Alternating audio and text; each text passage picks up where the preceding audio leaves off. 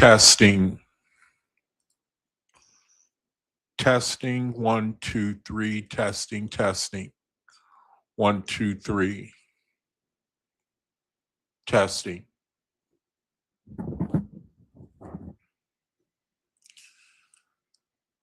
So, Jehovah, thank you for this opportunity again to be the best light that I can possibly be and to redeem time while I'm in this reality. Also, have a time to get together with my brethren where we can basically speak our own language, where we can know that you are raising up people all over the world to be pioneers for the light, for the spreading of the knowledge, the new knowledge of the OAHSPE, your latest revelation, to prepare the earth for the kingdom of God on earth. And we're few and far between and scattered, Jehovah. And we give thanks that you are strengthening us to do this work and to giving us the strength, giving us the knowledge to let us know that we are co-creators and that we have power to deal with ourselves and the things that prevent us from resurrecting ourselves. You have shown us, you've given us knowledge to know that we can overcome ourselves and the things of the earth so that we can look past the earth and we can look to the resurrection as our greatest hope, and also to deliver our brethren in the earth, to share the light with them in hopes that they make the resurrection also. So thank you for the opportunity for this video, and thank you for the knowledge and the wisdom, and for the brethren who listen, and for myself, that you'll give me the ability to speak clearly, wisely, and with clarity. In your name, I give thanks and praise. So let it be. All right, brethren, thank you for joining me. My name is Jaquab Ban Israel, and welcome to my channel. It's a channel for brethren who are known as faithists. We are faithists. We are brethren who subscribe to the OAHSPE Bible, brethren who are being raised up by the Creator because the time has come. The Creator has brought us to a point. We've been taught morality. We've been through the ages as mankind. The Father, Mother has trained us up to get to a point now where we are able to receive the light that He's now giving us to prepare us for the eternal kingdom, the kingdom on earth. We were never meant to be created where we constantly shed one another's blood, killing, murdering, corrupt, stealing, working on our lower vibration, hating, and we were never meant to be that way. We have to. A brother was sharing in the Bible study Wednesday that in order to have right, what did he say? He said, in order to have goodness, you had to have evil or something like that. In order to have ripe fruit, you have to have unripe fruit, I think he was saying. Just like, in other words, you have to go through a process. We as faithists, we know that right now the Creator, he describes us as being in the womb. We're in the womb. We are in the womb. In the womb, the earth is a womb, and it's quite interesting when you think about it.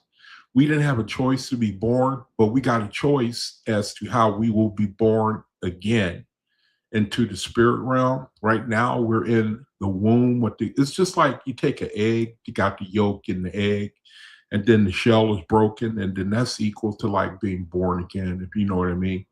It's like we're in the same situation. Only the mystery of it all is the Creator says that we have the ability, people who are brought into the light here on the earth. It's an incredible blessing. It's truly, it's it's undescribable, because what the Creator is doing for you, brethren, you faithists, you brothers and sisters, is He's giving you the knowledge and let you know that you can make yourself, you can shape yourself. And I should show you that. I should show you that. I should show you that. I show you, it's one of my, I love that verse in the OAHSPE where the Creator, he basically says, make yourself. In other words, if you're here on the earth now and you can hear the Creator's voice, what he's saying is, I can't even find the words. It's like he's saying, basically, go for it. You know, be the best person you want to be. You can do that. We're doing that. You faith this. We understand. We got that opportunity. We might understand it consciously or subconsciously. We got that opportunity right now to make ourselves, you know, to be the best, highest spirit that we want to be right now. We can shape ourselves. Let me try to explain it like this. Have you ever seen those videos of what they call gifted children? Gifted children. What do they call them? They call them savants, I think. It's not the word. I don't think it's the word I'm looking 100% for. You guys remember those videos where they show, like, I remember, okay, like, give you an example. I remember seeing a video of a kid he was called a savant, right? That's like a kid who they are somehow stunted in their growth, but they got like this one great gift. They got like this one great gift that, like, this one kid, he could sculpt.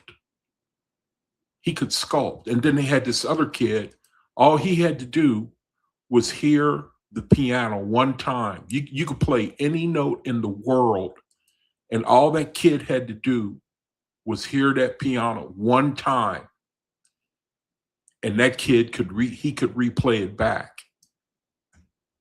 And when I hear stories like that, it reminds me of faithists. It reminds me of faithists in the sense that these kids come out of the womb, the world don't know why they got to be that way. And I think that the Creator, he showed the world that to let you faithists know this is what your situation is. We're right here. We're in the room. We're in the womb. You know, it's like he's saying, world, and we're like child prodigies, you know, prodigies, where you're like, people look at you and they're like, why is he born gifted? You know, why is he born gifted? You know, and it's the same. I think that the Creator, in showing us these children in the world today, he's showing faith this is your situation. Now, I don't want to make it sound like we're selfish. We do things because we want to pad our own pockets and this, you know, this, that, and the, you know, the Creator, he don't teach that. He teach that the resurrection is your desire to be a service to your brethren. That's like one of the biggest things in the OAHSPE is the desire to serve your brethren. And the amazing thing is he makes it fun.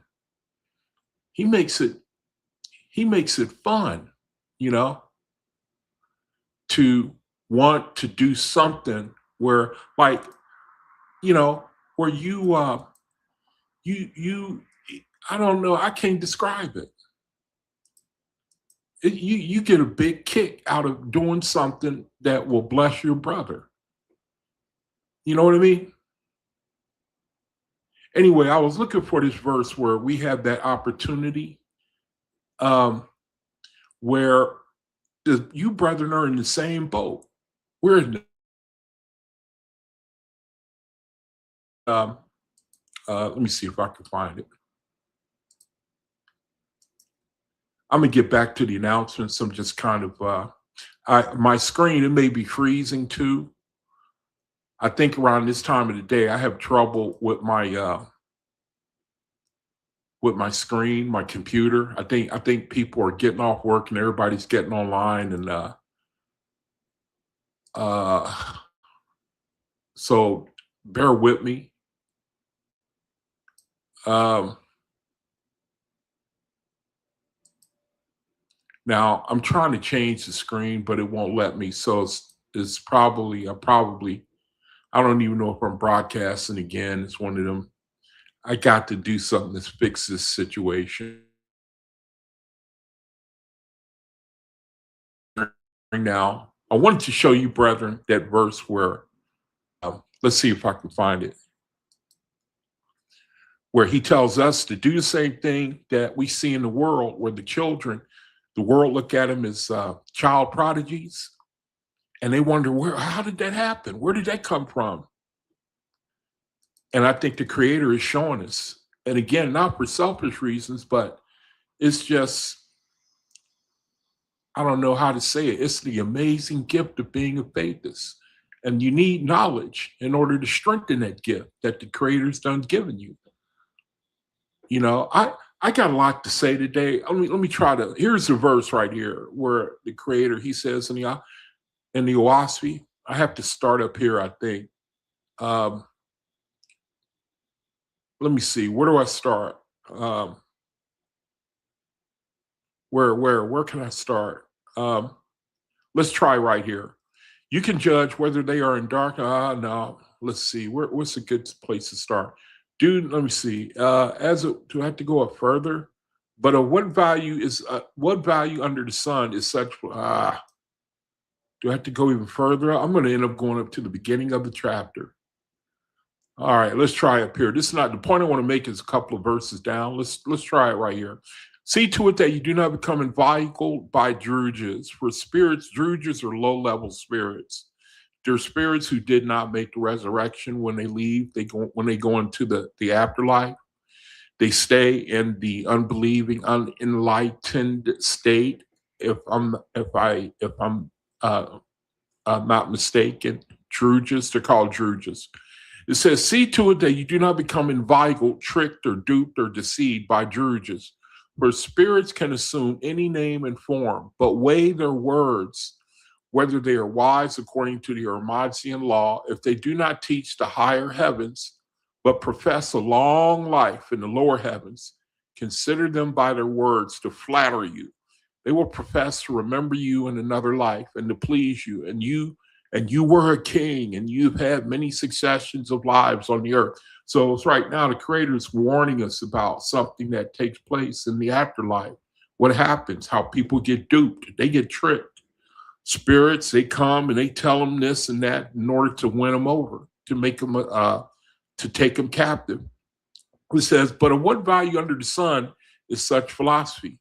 Instead, to rise up away from the earth and away from the lower heavens also. So the Creator is saying, what value is there in being stagnated? You're stagnated in the in the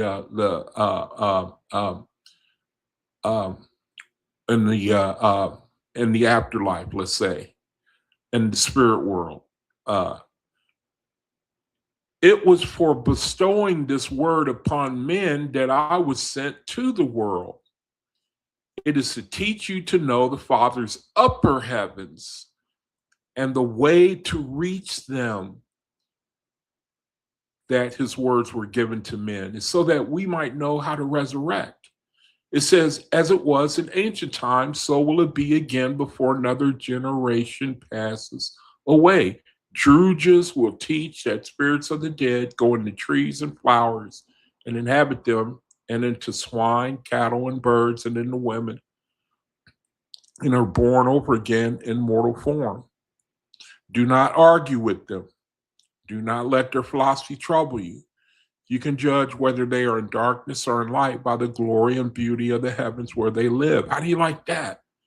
It says that we'll be able to judge whether a Druja is talking to us, trying to deceive us and dupe us by the glory and the beauty of the heavens where they live.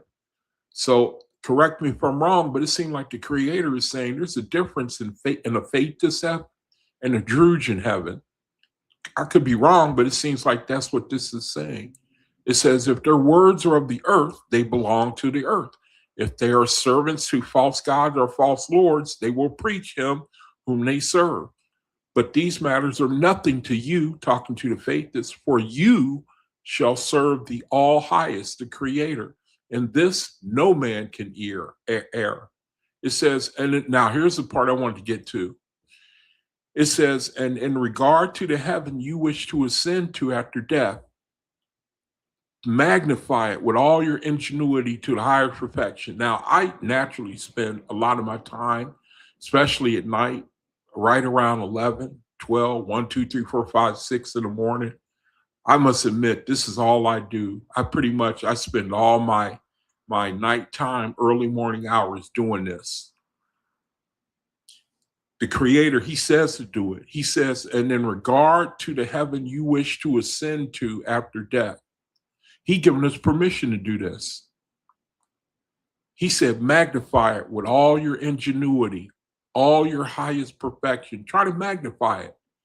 He said, people it with your highest ideas for companions. Then see to it that you make yourself a fit companion for them also. So telling you, not only he's trying to tell you to imagine. And you ask somebody on earth, they would say, well, that would be equal to a 10-star hotel. A 10-star hotel, man. You know what I mean? Where they freak out if even a fly was on the window. They freak out. They close the whole hotel down, man. You know? They tear the whole hotel down because a fly was on the window and they rebuild it, you know? You know? They that serious about perfection. You know what I mean? In other words. And then it says, if you do this, what's that? What's this? See to it that you make yourself a fit companion. So the creator is saying you have to make yourself a fit companion. If you want this, and it only makes sense. You know what I mean? That's the thing. It only makes sense, man. You know, they prepared themselves to be there. You prepare yourself to be there. You got to do the work too, to make yourself, you know how, a wedding, where they get all gussied up, they make themselves ready. You don't see the bride showing up in a white gown and the groom showing up in a pair of torn jeans, he would be embarrassed. Same way in the spiritual. Says, if you do this with all your wisdom and strength, all the days of your life, look at the work we got to put in, dealing with our tetracts. The Father will be with you, and you shall be a glory to all his works. So you can go on. I forget which book this is in, but see if we can find the book real quick. Oh, okay. Book of God's Word. So that's one of the great faithless promises right there. That's one of the things that we're doing either consciously or subconsciously. The creator, that's the opportunity we have. That's why faithless is so important. You got to tell, when you tell people knowledge, then that gives them the strength to go for it. But you need knowledge first. You need to know that if you're naturally this way, you're naturally good person, good works. And, you might be, matter of fact, that's one of the things I'm going to talk about on the video today. I had an appointment today. I asked this girl who I had the appointment with, and we got to talking after the appointment. And she said, so what are you doing in the off time? And then it got around to the creator, and she said, well, I'm religious, but I'm not spiritual. And I said, bingo. I said, I got something up. You know me. I got something that might be for you. And I handed her one of my cards. And we got to talking. I'm going to get into it a little bit later on. Let me go back to the announcements real quick because I got away from them. But now, welcome to my channel. This is a channel for faithists. Faithists subscribe to the OAHSPE Bible. Now, here's a website you can go to for ministry and information. Now, we got a brother that I recently been promoting, Brother Robert Bear, and He's got a ministry on Thursday, and I got his link in the description area of the box there. I got his link in the and you send him an email. He'll send every Thursday at around 5 o'clock. He has a Zoom meeting, and the brethren, they put their voices together. They put their voices together, and they have something called intentions, where they ask a brother, what do you want to pray for? What do you want to pray for? What do you want to pray for? The brother or sister will say it, and then they put it into words, and then all of us say it together. Me, I'm just hanging back right now, observing. I'm trying to keep a low profile, but they are, the way that they are doing it, I mean, I can feel the power. I can feel the power of that little group. It's only 2 or 3 of us since I've been going there. Only 2 or 3 brethren, 4, 5, Now the link is in the description box. You send him an email, and Thursday, look out for his Zoom link meeting. He'll send you a Zoom link where you can join the meeting. And it's about 40 minutes long. It's on Thursday. And I just highly suggest it, man. Highly. Put our voices together. Some brother offers an intention, meaning something he wants us to pray for. And the angels, that's how they use our energy. That's how they use our energy to enact, to bring about the manifestation of what it is that we're offering up. And remember what it said in Revelation about the golden censer, and it was filled with the prayers of the saints. And those prayers were the prayers of the golden censer was filled with the prayers of self-sacrifice. See, I can get going, man. What the Creator has done, he would not allow the Bible to be properly interpreted without the OAHSPE.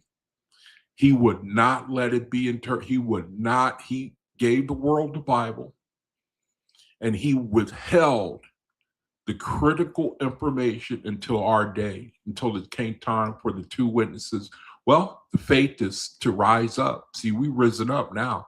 I'm going to go into all this later on. I'm getting ahead of myself. Here's the Faithist website. You can go here for ministry and information. We got a Wednesday study. They got a healing basket where they pray for healing, and they got a Saturday meditation. They got the Wednesday night study there on the screen. And then there's something that I like to read. I like to read about what is a faithist. What is a faithist? For people, maybe you new to this channel here, I want to show you.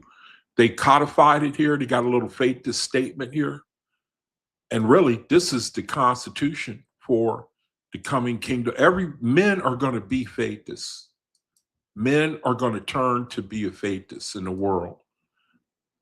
Men are going to be faithists in the world.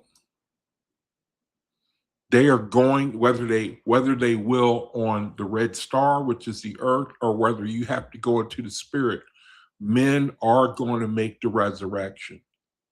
Faithists on the earth, they're just in the what you call the express lane. They're basically in the express lane.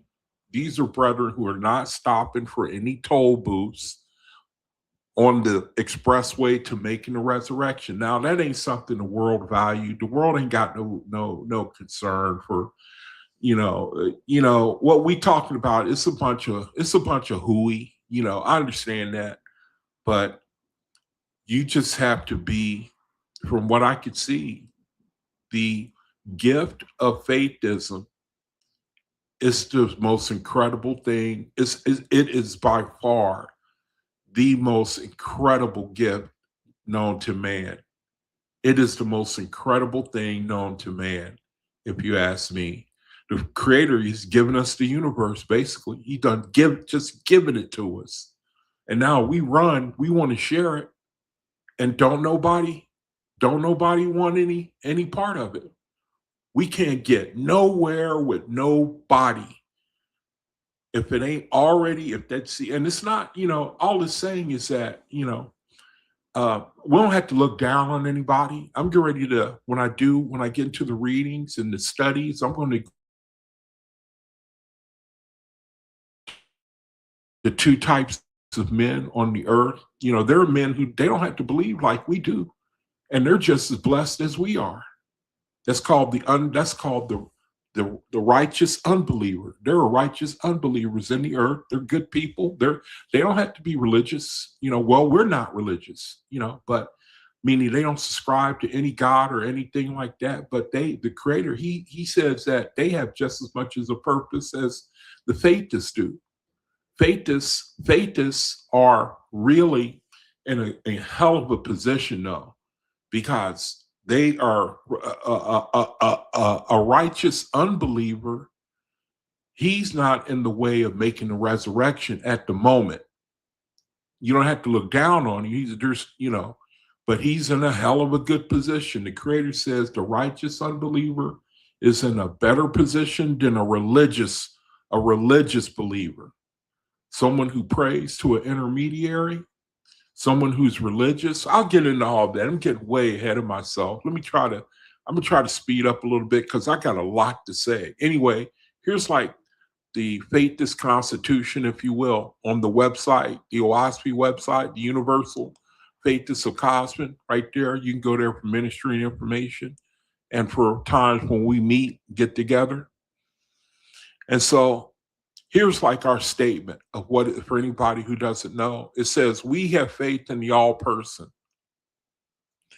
the collective wisdom that is without gender, the mother, father, the creator is mother, father. The creator is mother, father. We have faith in the all person, the collective wisdom that is without gender. As faithists, we live by and follow these guidelines inspired by the OAHSPE Bible, the work of John Newbrough. And John Newbrough was just who the creator used to channel to give us this word. And people get stuck on him and he's a white man. And I'm amazed at how shallow men can be. Would you care if you were drowning, whether or not the person who threw you a life raft was a white or a Asian or a European? Would you care? It should be the same way spiritually. I just don't get it, man. How we've gotten to this point, you know. We understand that supremacy exists only in a weak, fearful mind. We strive to do good works in the Creator's name. We respect others' opinions and understanding and openness as long as their opinions do not diminish the dignity or free will of anyone. We are willing to accept differences from others with no bias. We treat others and ourselves with love and forgiveness. We are kind through our actions and whole being. We give others the freedom we all deserve. It is easy to demand free will, but it is challenging to allow others to exercise their free will. Ain't that the truth? That's the truth, man. It is challenging to allow others. We think, I accuse myself, but I'm learning. I'm learning. You can't force people. You have to leave people alone and just root for them silently, you know, but stop trying to, the problem is I can't say, when you in love, it's hard to stop. If you've ever seen a woman, you know, if you've ever seen, I remember, man, you know, when you have a girlfriend and they have young children, you know, they do not stop talking about their children. And a lot of guys, you know, at least my age, I didn't like that. I didn't like to be constantly 24. And women don't understand that. You know, they think that you want to hear all about you had to change their diaper today and how much you loved it. And, you know, and guys don't like that. Especially when they're young, they into themselves, they're a teenager. And she used to talk all the time about her children, her daughter, and inwardly, I was sick. I was sick of it. You know what I mean? Now, I'm just saying all this because now I know what it feels like. Because I always talk about the Creator. So I've turned into those girls I used to date. I've turned into them now. So now I can empathize with them now. When you in love, you can't stop talking. You just can't stop. I mean, I don't do it as much as I used to now because I really have gotten I try to hold my peace because I realize people don't want to hear about the creator, you know. It is challenging to allow others to exercise their free will, their right to be treated the way they want to be treated. You can't force it on them, you know. We are able to admit our mistakes and take responsibility for our actions. With these guidelines in mind, it is easier to understand the foundation of faithism in the study and pursuit of Amarath and Ahiba. Amarath is divine forgiveness, Ahiba is unconditional love. For faithists, the cultivation of Amarath and Ahiba are essential lessons on the path for soul growth. Many faithists adhere to a vegetarian or vegan diet to reduce suffering, but being vegan and vegetarian does not give anyone supremacy. I couldn't agree more. So the faithists, the Eloists, the unknown many, they have the unknown many have put out a 6-volume set. The unknown many have put out a 6-volume set as a supplement to OAHSPE. And I've got the link in my description area where you could send them an email. They'll send you a free OAHSPE. They'll send you a free OAHSPE, this book right here on the screen. Now, also, the unknown many have put out a 6-volume set, where you can basically, these are a 6-volume set where you can cherry pick verses out of the OAHSPE. Is broken down into 6 books, each of them about 500 something pages long. And they basically are cherry picked verses from the OAHSPE meant for people with short attention spans. It's meant to grab you, like you open it and something grab you, by subject matter. I can give you a example of what I'm talking about. The inside of what the OAHSPE looks like. These black and white photos right here, like proof for mathematics. This is what the inside of the OAHSPE, the 6-volume set, looks like, and it's a supplement to the OAHSPE to try to grab you, to want to look at the OAHSPE. So just to give you an idea of what it looks like.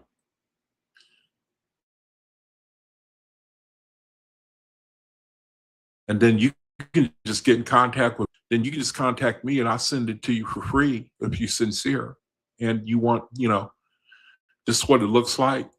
You can contact me, I'll send it to you for free. 6-volume set, just contact me.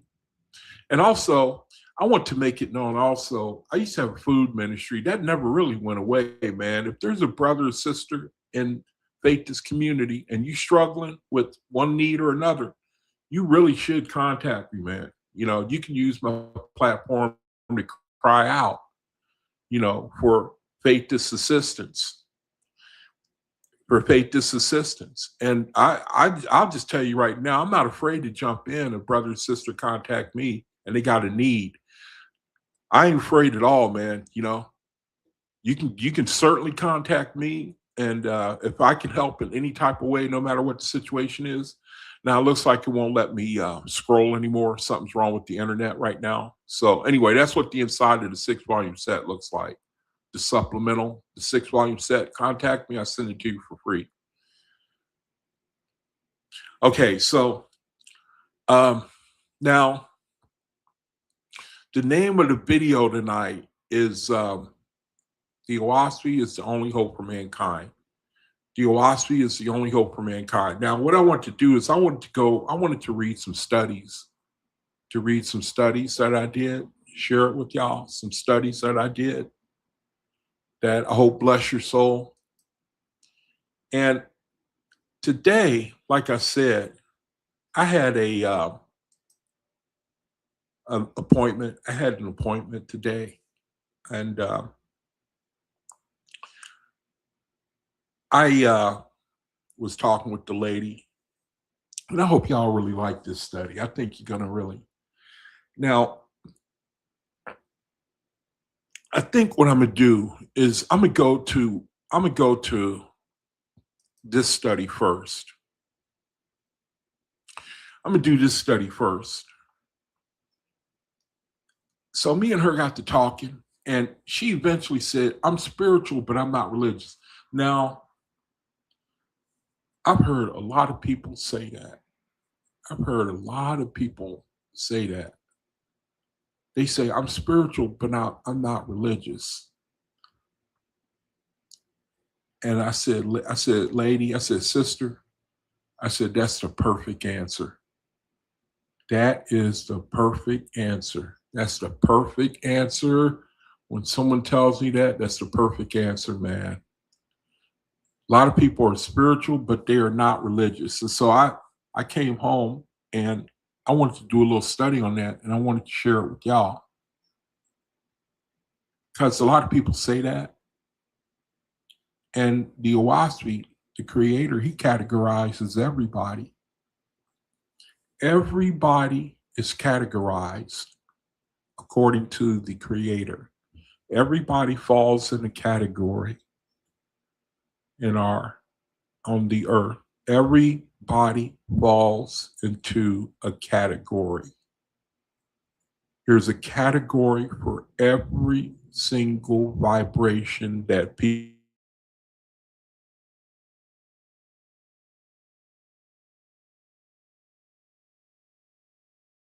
I'm spiritual, but I'm not religious. Now, I wanted to see what the OAHSPE has to say about people like that.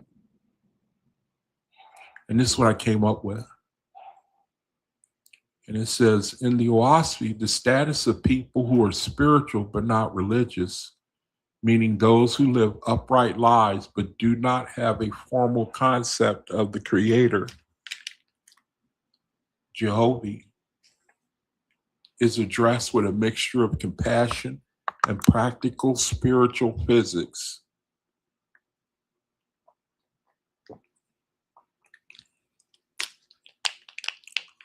It says, the OAHSPE calls these individuals righteous unbelievers. So these are people, they don't believe the way we do, but it's still all good with them. Maybe not, not like it would be if they were under faithism, but you would much rather be in this position than someone who's religious. It says the power of works over words. Now, talking about the righteous unbeliever, these people, there's a lot of these people in the world. They're not faithists, but they are righteous unbelievers. Why are they righteous unbelievers? Because of the power of works over words. It says the OAHSPE primary teaching is that to do is to pray. The Great Spirit is far more concerned with how a person treats their neighbor, the earth, and their own body than whether they use the name Jehovah. A person who is kind, nonviolent, and helpful, but calls himself an atheist or simply spiritual, is considered to be look at that, higher grade than a religious person who prays to a God but is selfish or judgmental. Look at that.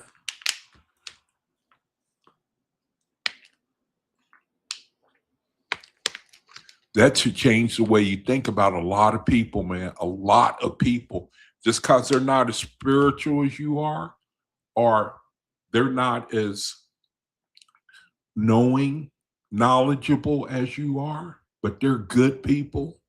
They go about, they're kind, they're helpful, you know. They're considered to be of a higher grade. than a religious person who prays to a God but is selfish or judgmental. Now, the only problem I would say with this is people who are righteous unbelievers, they may not have the knowledge needed for resurrection, meaning they have no knowledge about how we're called to deal with the tetracts. Our tetracts, the low vibrations, the tetracts, the righteous unbelievers may have no knowledge of the tetracts. That may be their only negative. No knowledge of that. We're called to deal with these right here. The four heads of the tetract: the ego, the appetite, the aggression, the materialism. The tetracts in a summary. There's another list here too that I'm looking for, the tetracts. Can't find them right now. So that's the only thing that righteous unbelievers may not know about, that they need to know in order to make the resurrection. In order to make the resurrection. Faithists, they know about these things: the ego, the appetite, the aggression, and the material. We know about them things. And that's what we're called to do battle with. And it ain't easy, man, you know. So they may have the other attributes. Now, talking about righteous unbelievers, another attribute that they have, the inward light, or a person who is spiritual but not religious. The inward light, the voice that has no sound. Even if a person does not know the Creator by name, the OAHSPE says they are still being guided by the inward light. Talking about a person who is righteous unbelievers. This is the voice of the Creator within the soul. If a person follows their conscience and seeks to do good, they are technically faithists in action, even if they are infidels in name. It's more important to be a faithist in action than a faithist by name. It's more important to be faithist in action than a faithist in name only. You're a faithist in name only. It's more important to be a faithist of works. It says they are often talking about righteous unbelievers. It says they are often inspired by endearing angels who whisper to them, guiding them toward peace and brotherhood without forcing a religious label on them. So this helps to explain a lot of people in the world, man. You know, good people. They're just good people, you know. Good-hearted people who may know nothing about Jehovah. They don't know nothing about it. They don't know anything about the OAHSPE. They're not religious. They don't pray. They don't meditate. They don't do any of that. But they are just inwardly, they're just good people, man. They come across as selfless and giving and kind, and, the kind of people you would like to be around. They don't trigger easily. They don't get old grudges. And, every single one of us would love to be around a world of people like that.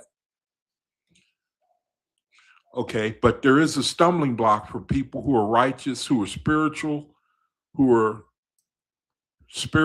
and not religious. There is a stumbling block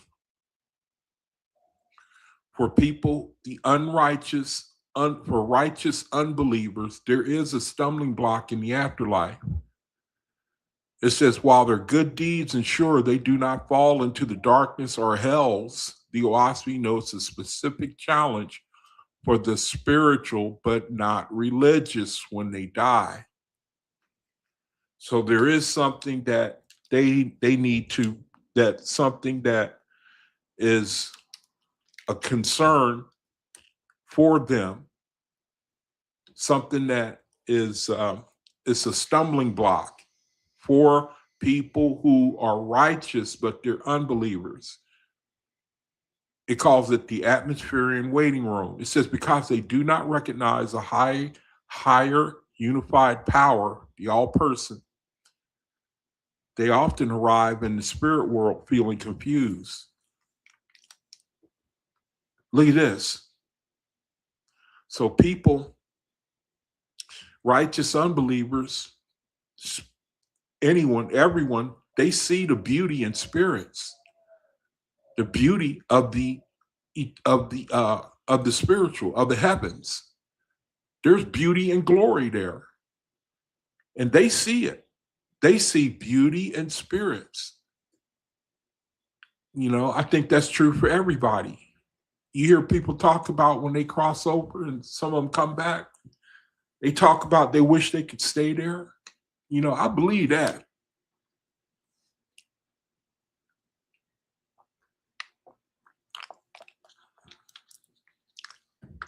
I believe that part.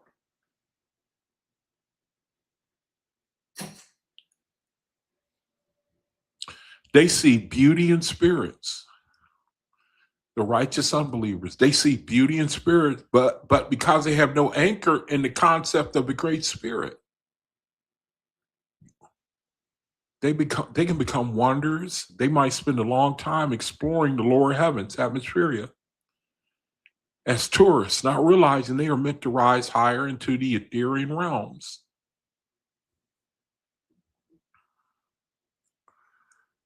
They're like people who move to a new city but refuse to look at a map. They're safe, but they aren't going anywhere. That's the thing, stagnation. Stagnate. And that's not important to the world. It's not really one thing that makes a faith this really unique is that they have an appreciation for the fact that what we are right now is just a temporary thing. The body, the earth, the red star, it's just a temporary thing, man. You know, even though it seemed like life is never ending, we seem to know in the back of our mind that we under a situation. It's just a temporary thing, man. It's a temporary thing. And to the world, it looked like 30, 40, 50 years. But it don't look that way to a faithist. We got an appreciation for the fact that we're going to be in our spirit way, way longer than we're going to be in our flesh, man. And we got a great appreciation for that, which is why I don't believe a faith that's like to waste time. I believe that we don't like to waste time, man, especially when we realize what the Creator talked to us about earlier. How we have the ability, we got the knowledge. He's done given us he's done given us the knowledge to make, just like we were talking about earlier in the video, how some children are child prodigies, they call them. And we wonder, how can that happen? You know, it's something biological, and the Creator says you're able to do the same thing with yourself. It's like you're born into the spirit life, and you're by the age of 1 year in spirit life, you memorize the encyclopedia, you know. You know, and the other spirits, they say, why is he like that? You know. Now, I'm just trying to paint a picture of what I think the OAHSPE was saying, what we read earlier. That's the opportunity that we have right now. Not only that, but to teach it to your children, and to give it to your children. The OAHSPE is almost unfair to me in some respects, how everybody won't receive it. I still got a hard time wrapping my head around it, you know. It's the greatest gift. It's the greatest thing known to mankind, and we prefer the earth. We prefer the earth, man. That's how strong the earth is. So righteous unbelievers, they are like people, they move to a new city, but they refuse to look at a map. They're saved, but they aren't going anywhere. They're stagnating. The graduation process for a righteous unbeliever. Eventually, these souls meet ASAPs, nursing angels. I don't know about that. I ain't gonna get into it right now. I think I'm I don't know about that. I won't deal with it right now. I think it's right, but there's something in my mind that it says eventually these souls meet ASAPs, nursing angels, or Lewis, angels of lineage. These angels do not convert them to a religion. Instead, they show them the Vertexian laws of the universe. Okay, so now we got the Vertexian laws. I'm going to go into the Vertexian laws later on.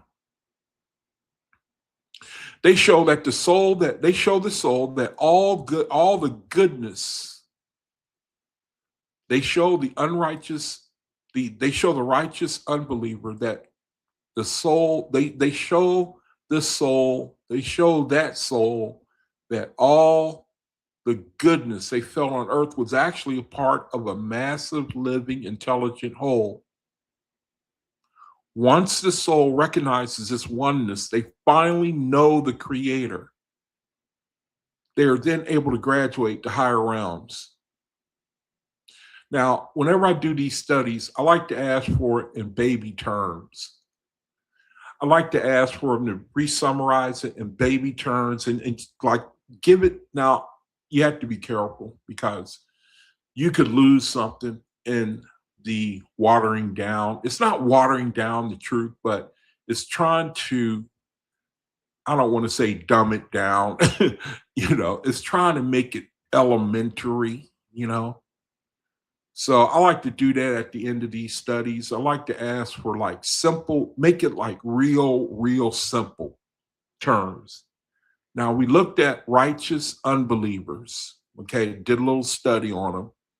Now it's going to give it to us in baby terms, what the righteous unbeliever is. It says, imagine a child who is very helpful. They share all their toys, but they've never met the grandfather who built the house they live in.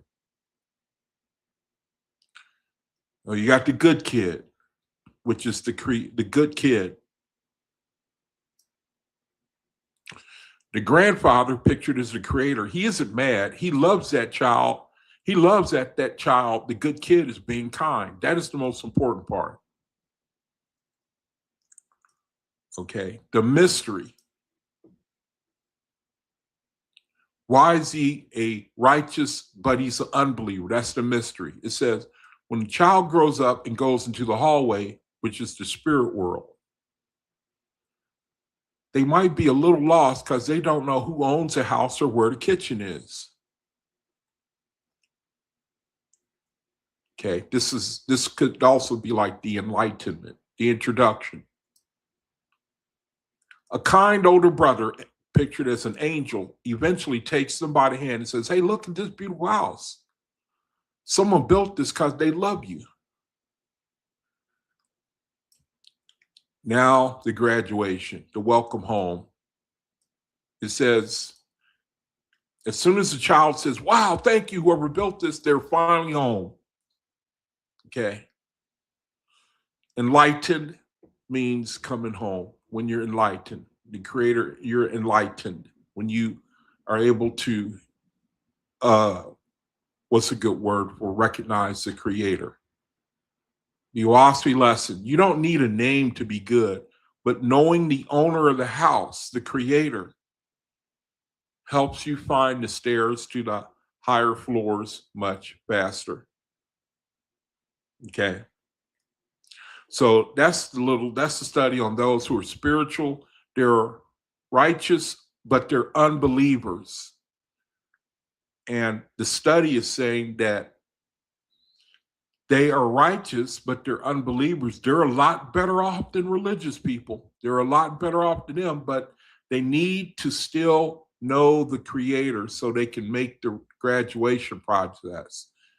Until we know the creator, we stagnate. We can't resurrect. We stay in that. How did it describe it? It says we stay in that city. Where does it say it? We where does it say it? It says that it's like you go to a city, but you never look at the map. Where is it at? They're like people who they move to a new city, the spiritual. They leave the body, they go into the afterlife, but they refuse to look at a map so that they can know where they're going. They're safe, but they aren't going anywhere. They stagnate. They stagnate. People who do not know the creator, and they're good people on the earth. They got the works, they got the spiritual grade, but they stagnate. They stay stagnant in the spiritual. They become like wanderers. And they might spend a long time exploring the lower heavens as tourists, not realizing you're meant to rise higher into the Ethereal realms. That's just an amazing thing, man. It sounds like it's just an amazing thing to me, how the creator, he doesn't force your consciousness, man. He let you you have to come to your own, you know what I mean? Realization. You have to come to your own, you have to come to your senses, You have to come to your senses. So that's the study on the system. I had a appointment. I had an appointment to just the VA today. They got me going through these endless appointments, and talking with the nurse. She said, "Yeah, I'm spiritual, but I'm not religious." And I've heard that a million times. So I was decided to do a study on it. And the way I look at it is, I think the creator is showing me, when I put you in the world, Yaikwab, I'm gonna put you into situations. I think this is what he's showing me. When you talk to anybody, when you interact with anybody, when you mess up, when you give in to the tetracts, any situation that I put you in life, I want you to talk about what you have learned on video. I think that's what I'm being shown right now. I was really heavily meditating last night, trying to learn how to listen to the creator. And the word that I received is that he's silence. The creator is silence. You have to be able to listen to the silence. Now, I don't understand that. I know older faiths, they know all this stuff I'm saying. I know older faiths, they look at me and they see the growing pains I go through, I know they see it, and I'm just trying to learn, man, And I think the word I've been given now is since he's making me a podcaster, I'm gonna put you in situations, and then I want you to learn about it and then share it. And that's where I want you to just sit and stay put for the time being until I decide to do something else with you. And I'm all for it. I'm all for it, man. I'm jealous of other brethren because they're more spiritual.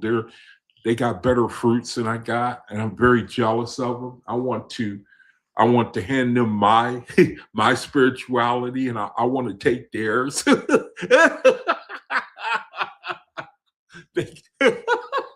I don't want to wait my turn. I want to jump the line.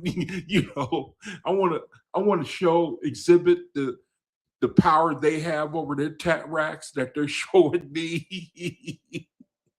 And the creator's saying, you got to wait your turn, just like they have to wait their turn. They had to wait their turn, But I love the whole process, man. I love the whole process, man. What the creator is doing, what I know he's doing for everybody. I know, I just know it. He's that the process we're going through, we wouldn't trade it for the world, man. Wouldn't trade it for the world. So the name of the video is "The OAHSPE is the Only Hope for Mankind." Okay. Is the OAHSPE the only hope for mankind? So I did a little study on it. And it said the answer is no. It is not.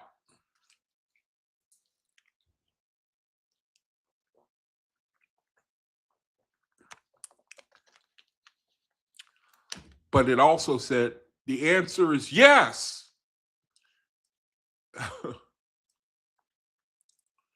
No, it is not. Yes, it is.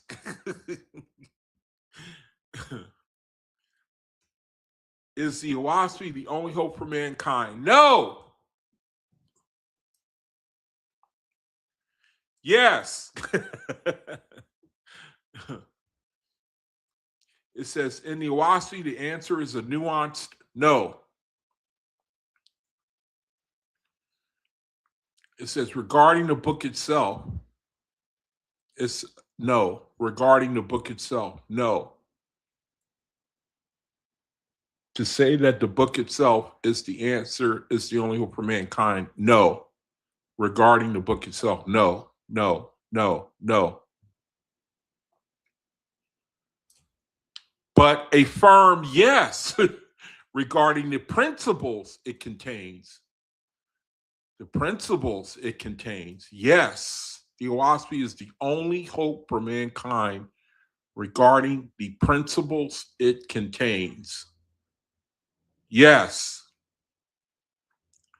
It says the OAHSPE does not claim to be a magic book that saves people by just reading it. It says instead, it teaches that the only hope for mankind is the practice of the light. That's the only hope for mankind, the practice of the light. The practice of the light.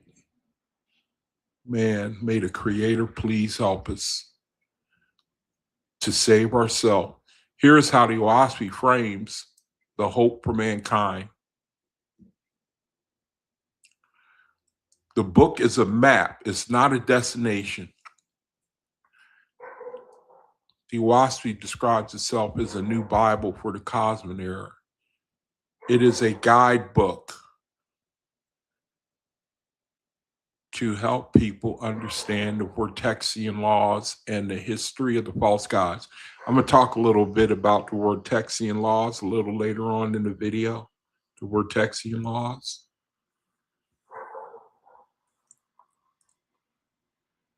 It says, however, the book explicitly states that even if every copy of the OAHSPE were burned, Jehovah would still be there and the inner voice would still speak to every soul. Gotta love that, man. The inner voice, the inner voice. Learn to listen to that inner voice, man. That's what I'm trying to do in my walk. I'm desperately trying to learn that, to listen to that inner voice. And that inner voice is silence to me. It's silence. I am, and I can say that I'm making some progress. Last night, I was able to get to a place to where I could just draw from the atmosphere. I can't explain it, but I was able to I just can't explain it, man. I could draw from the stillness. I don't know if you brethren can identify with what I'm talking about, but I get these little fleeting moments, it's like they throwing me little breadcrumbs saying, just follow that breadcrumb. Follow that breadcrumb, just little by little, just follow it, and don't expect, like the Creator. I don't know how he's working in y'all reality, but I do believe that when you set your heart to resurrect yourself while we're on the earth, that the angels, they certainly will intervene. They will certainly intervene, man. You just can't tell me they won't, you know.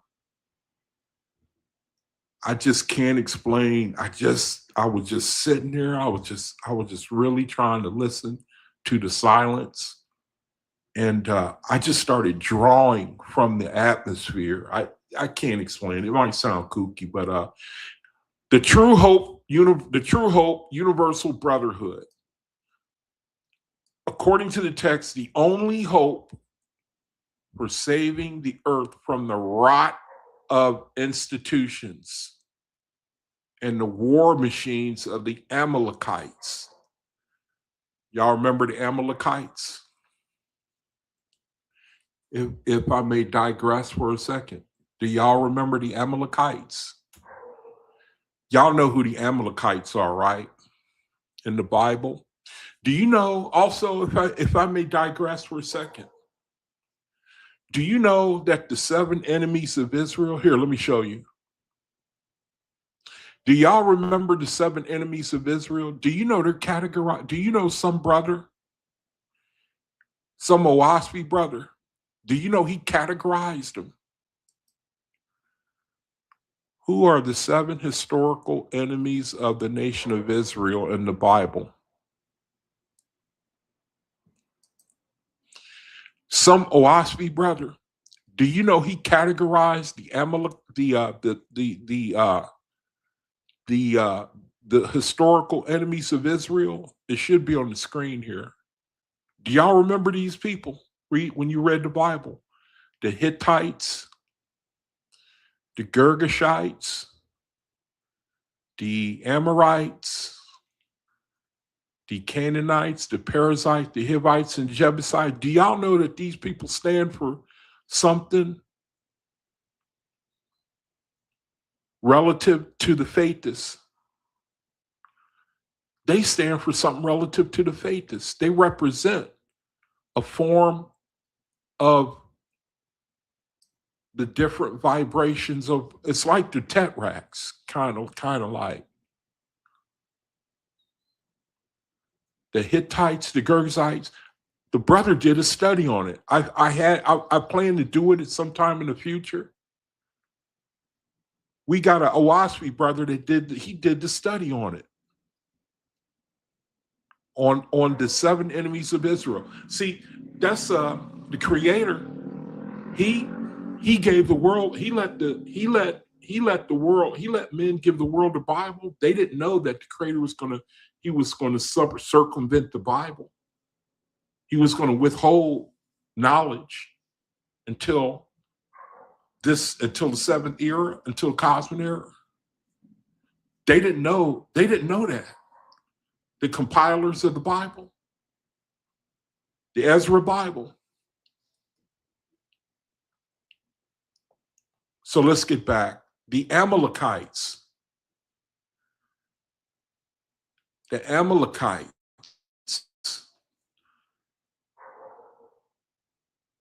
The Amalekites. In the Bible, it says, see, look here.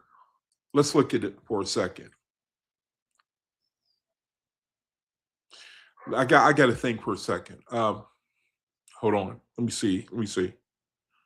What did it say? It said, destroy all the Amalekites. Okay, now, look here. It says in 1 Samuel 15, God commands King Saul to completely destroy the Amalekites. You see that? Men, women, children, infants, and livestock as judgment for their history of hostility against Israel. Now, the Amalekites are like a picture of the Tetracts. The Amalekites, they're a picture of the Tetracts. And so Christianity reads this historically. But the creator means that he knew that we were going to look back, and then we were spiritually of the tetracts that we are under right now, the tetracts. I'm looking for the study that I had brought up earlier, where the brother, let's see, I better not try to look for it because I'm not going to find it. The tetracts.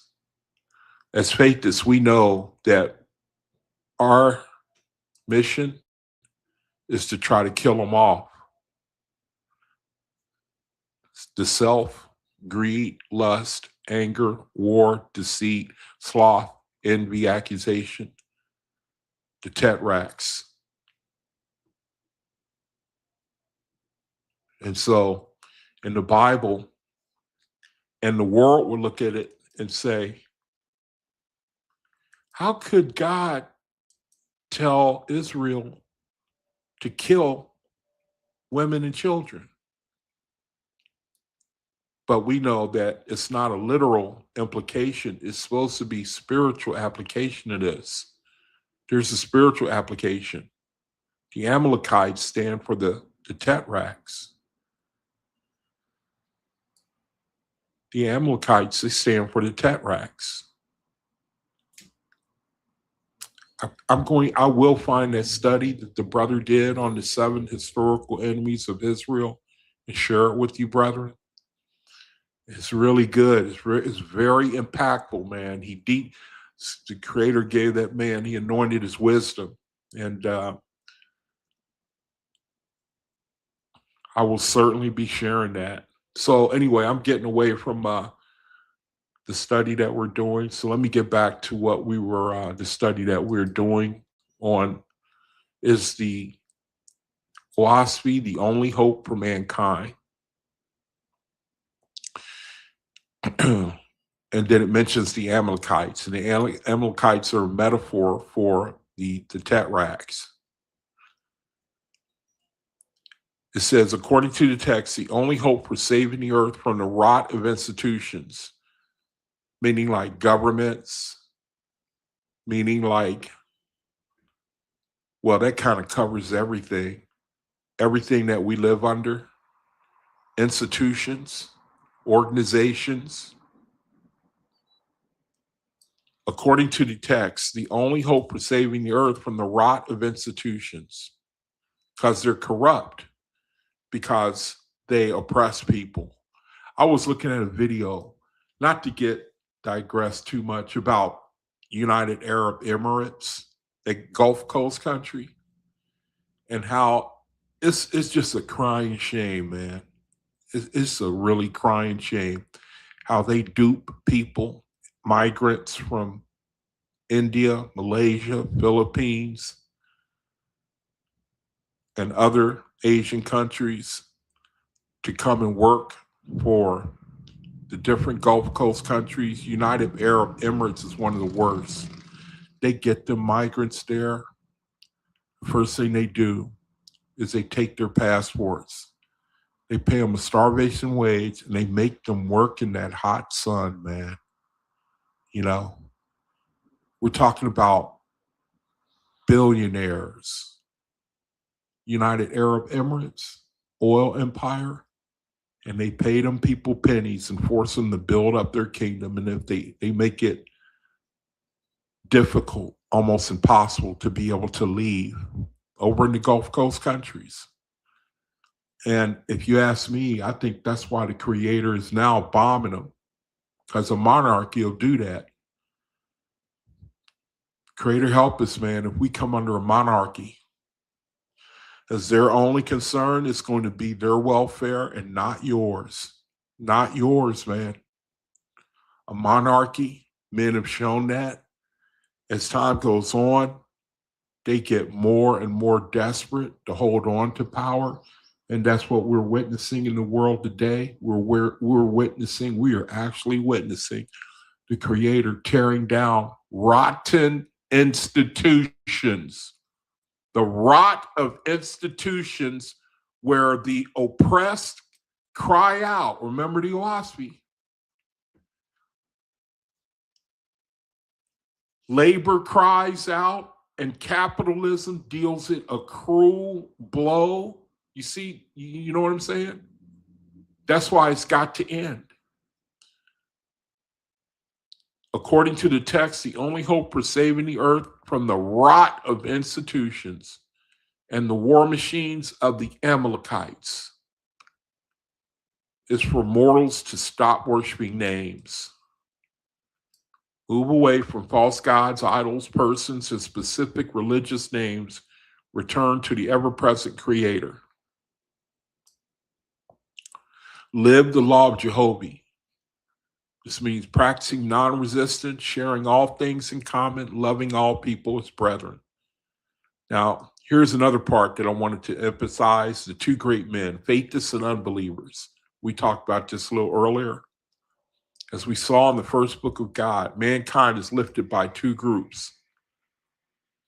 The faithists, who knows the map. Now, earlier we talked about how for the journey between for a faithist and a righteous unbeliever, faithists, they cross over, they go into their spirit, and they have they're on the treadmill of resurrecting. You know, they start, from what I understand, they start going to schools. They start the resurrection process right away. The resurrection process for a faithist. The faithist crosses over. He gets checked in to the spiritual 20-star hotel, you know, and he is set up. It's like say you graduate from high school, right? And you've done the work, you put the work in, you know, now you go to college. You know, you go to some elite college, room and board is paid for. You know, now you're just, you know, have a guy who didn't put in the work, you know, he got to go slug it out at a trucking company somewhere, you know, not to put down trucking. I used to drive a truck, you know, so I'm not trying to belittle anybody, but you know what I mean? He got to go slug it out in the dog eat dog world, you know. He got to stagnate for a while, fighting for wages, you know, and you know what I mean? But the guy who went to college, you know, he's his you know what I mean?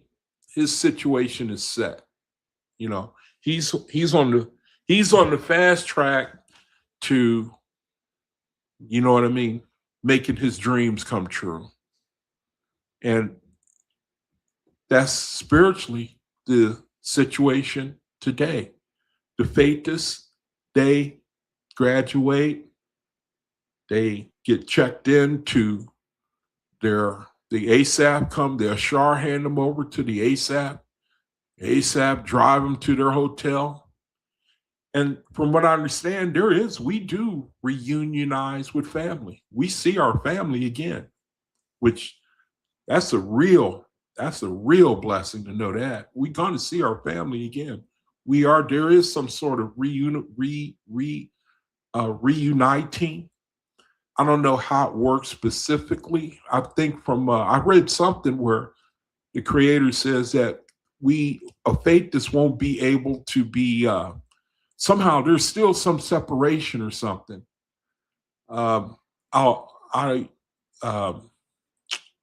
There's not like there is some sort of, I remember reading something about how there's a reuniting, but it's almost like I can't describe it, like a visitation type of thing. I'll try to understand it and talk more about it at another time. Okay, so again, we have the two great men, the faithists and the righteous unbelievers. The faithists, they cross over,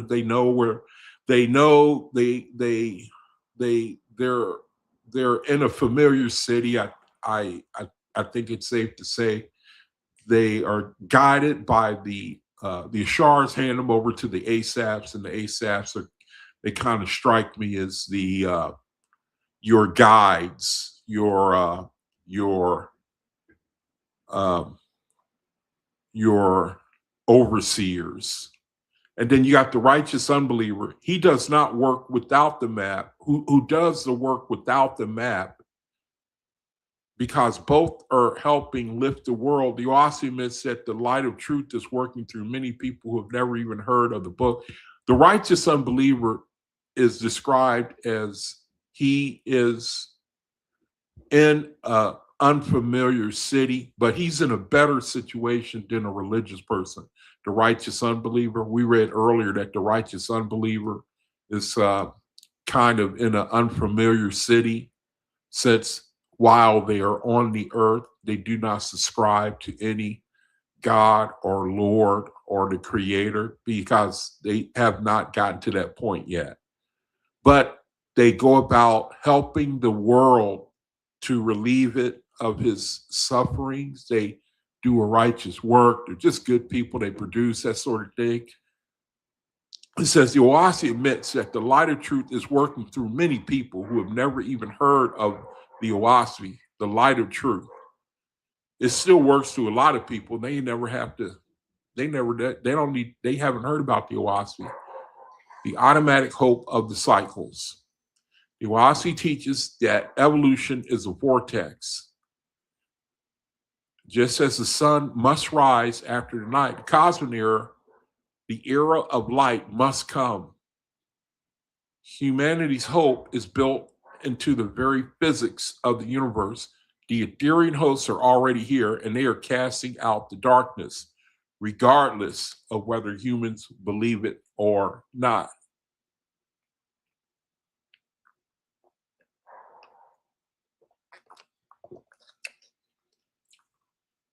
And then at the end of the study, I asked for it to give it to me in baby terms.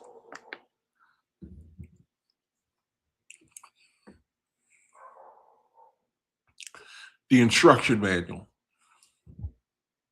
The OAHSPE is like a manual that comes with a new Lego set. It helps you build the world of peace much faster and without making as many mistakes.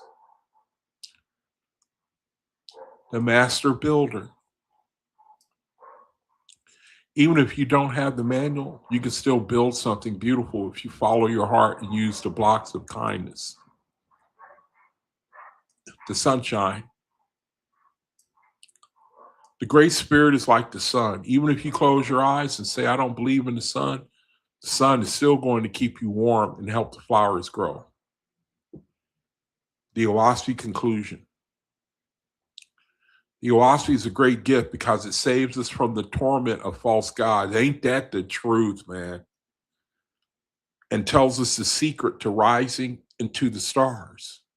It is the hope for those who want to be leaders of the light. But the Creator loves and saves everyone who practices good works, whether they own the book or not. Yeah, I can agree with that. That's the whole picture of the OAHSPE, man. You know, so is the OAHSPE the only hope for mankind? No. And yes. The book itself, no. But regarding the principles, yes, it contains.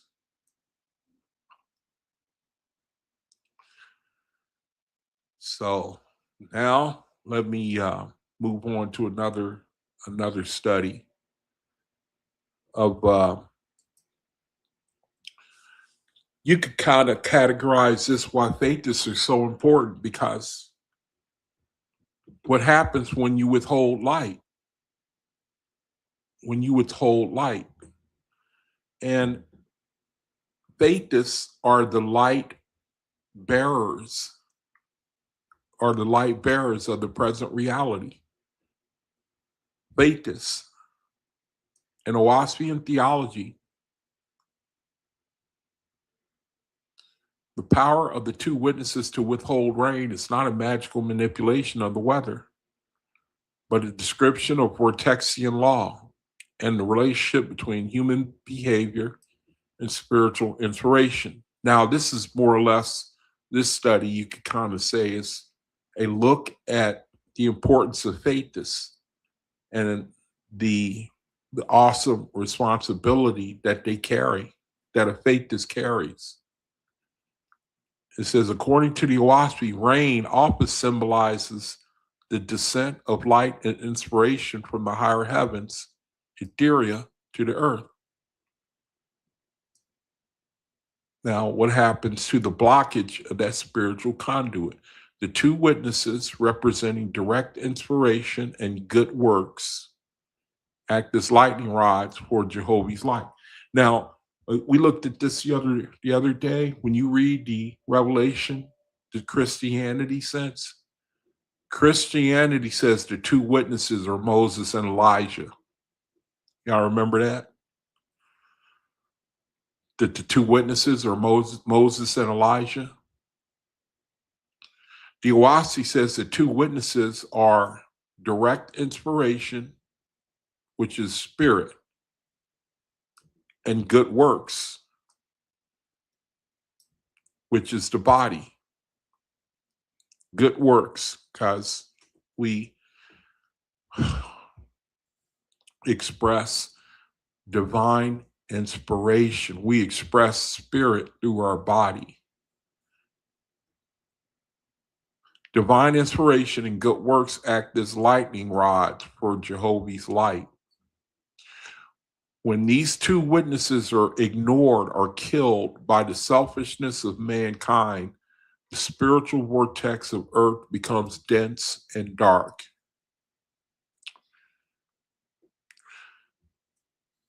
Now, they can include faithists as the two witnesses. They can include, because one thing that faithists have that the righteous unbeliever does not have is they have the direct inspiration. They have, meaning more or less, the knowledge. They know the Creator. And so another metaphor for the two witnesses, you can say it's the faithist. You can say that, and you would you wouldn't be doing any harm to the OAHSPE. When these witnesses are ignored or killed, the selfishness of mankind, the spiritual vortex of the earth becomes dense and dark.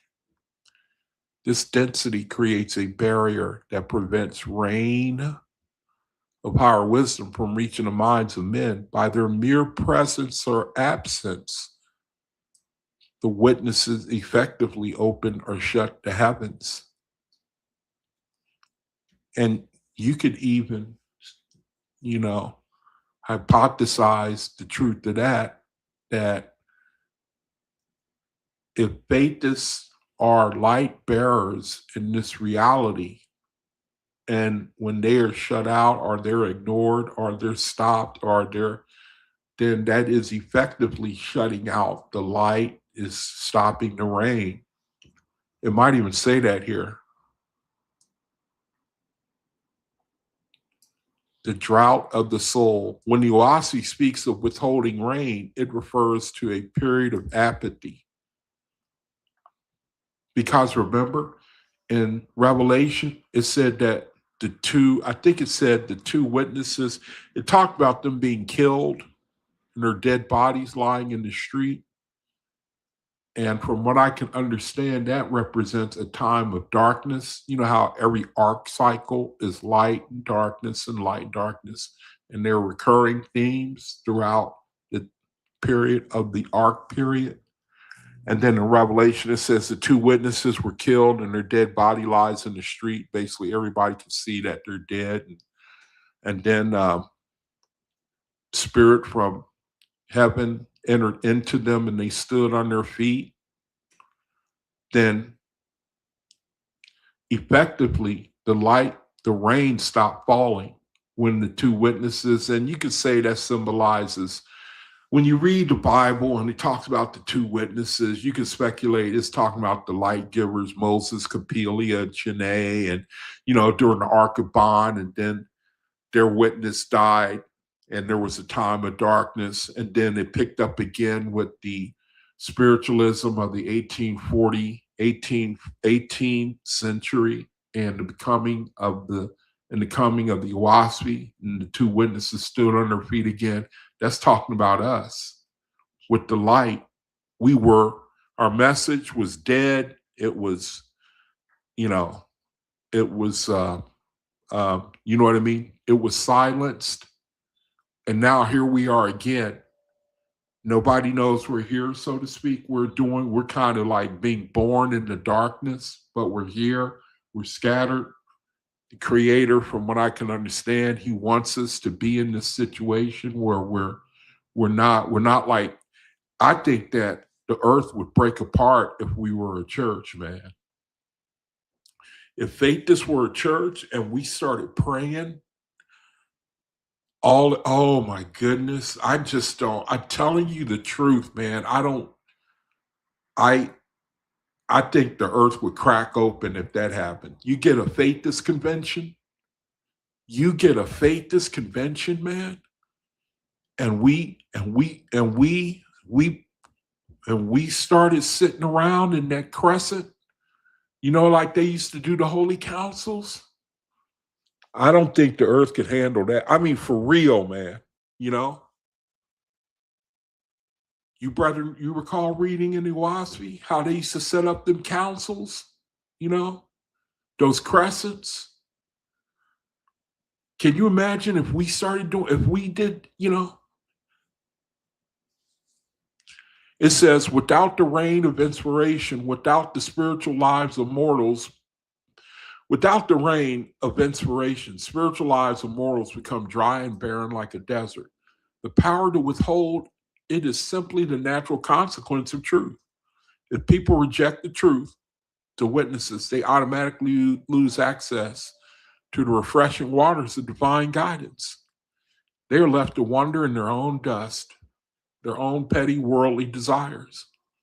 The law of the seventh era, cosmic. In the current era of cosmic, the withholding of rain serves as a self-correction mechanism. If a Faithist, a witness, does not share the light with their brother, they are clogging the pipe. Now, I don't know if that's, I see that they're trying to,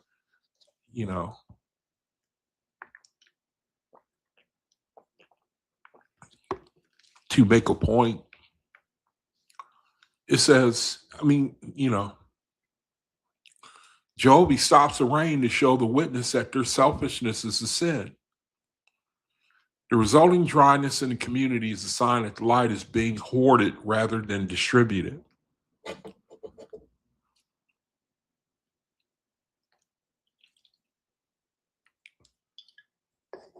Okay. So in baby terms,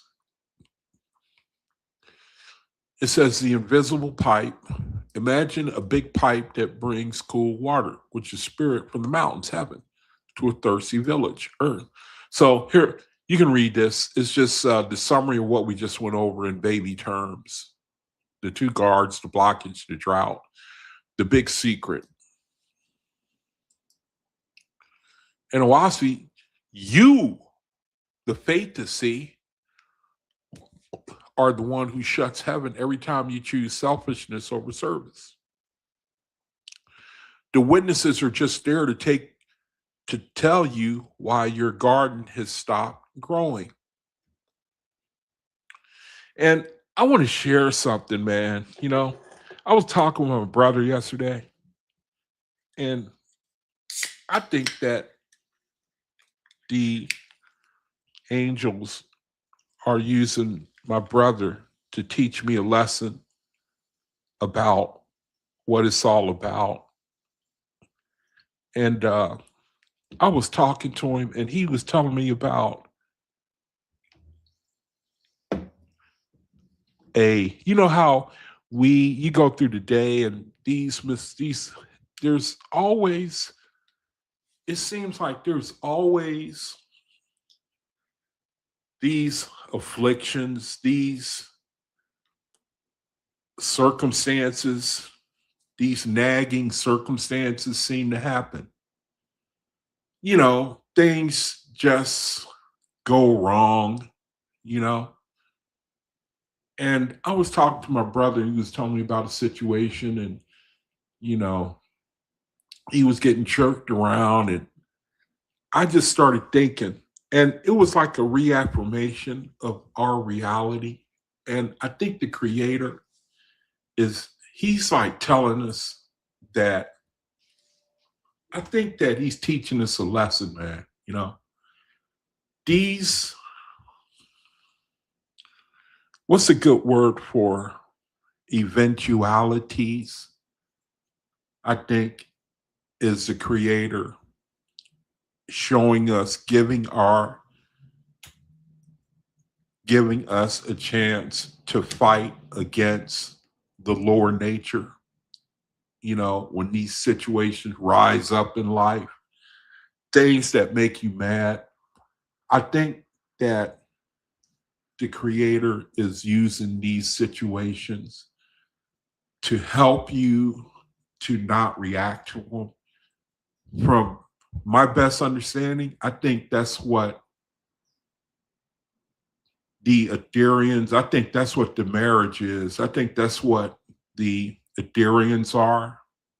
They no longer, you can't get at them. You can't make them mad. You can't make them hate you. You can't make them not love you. You can't make them react. You can't make them, there's no more anything anyone can do to get them to vibrate on a lower level anymore. There's nothing, the Ethereans, the OAHSPE Ethereans, from what I understand, these are spirits, man, and they were one-time mortals. A lot of them, weren't they? They were earthborn like we are, and they rose to that level. They resurrected to that level where, I mean, these are real spirits, people somewhere. They're not in the flesh, but you cannot do, and you can't even imagine these type of spirits. They resurrected totally off, they're totally, thoroughly off of the earth and its influences.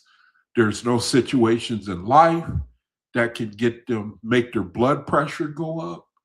There's nothing that, they can, how in this reality, there are 1,000 things you can do to give somebody an attitude. There's 1,000. I mean, I really pay attention to that now. How everybody, well, I can't say everybody, but I do seem to realize that people's tolerance runs skin deep, man. Skin deep. Meaning they can start off, they're nice and everything, but the slightest thing that go wrong, man, and they can turn into the devil. And that's the way the world, especially in America, because America's entitled, privileged, better than everybody else. It's really bad here. And then you go to other cultures, and I think they've been humbled, and they seem to have a better hold on their tet racks than Americans. You look at them East Indians, what they go through, and man, they be smiling. They got good attitudes. They seem to be far from hate, man. I'm telling you, if you've ever taken note of them, if you see them on TV, you see them being interviewed, you see them talking, they just don't seem to know, like getting angry or being touchy, or they don't seem to know that. Their culture. And they don't seem to be doing very great. They've been under British colonialism, a lot of Africans, they're the same way from what I've seen, they what they've been through, they just don't seem to have the same vibration that Americans have. Americans just seem like any little thing, man. We're so touchy. And so it's like the other cultures, they seem to strike me as closer to the resurrection, man. You know, they seem to strike me as closer to the resurrection so far as spiritual grade, because in America, there's a lot of things that can lower an American's spiritual grade. There's a lot. I mean, we seem to have been entitled. We think we're entitled, so that can't nothing ever happen, go wrong, or you know, nobody better disrespect us. And if you do, I'm going to sue you. I'm going to get back at you. I'm going to buy a gun, because we haven't been beat up like other cultures have. So in that way, I just can't help but think, man, I think that's why the creator, he have to start over here in America.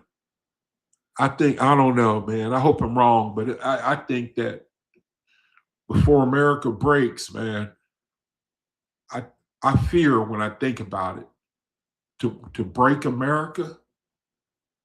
I mean, to break that attitude, to break that,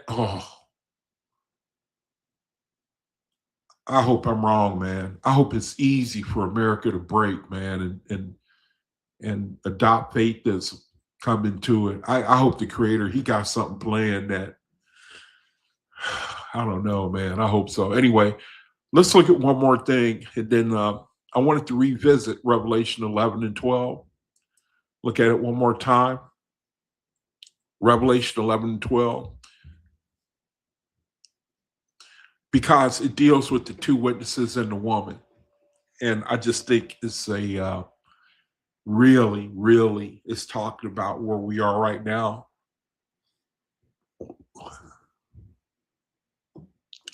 Revelation 11 and 12. It says, and I already looked at it last week, I think. And I just wanted to look at it again. Let me close this window. Bear with me. It's cold in here.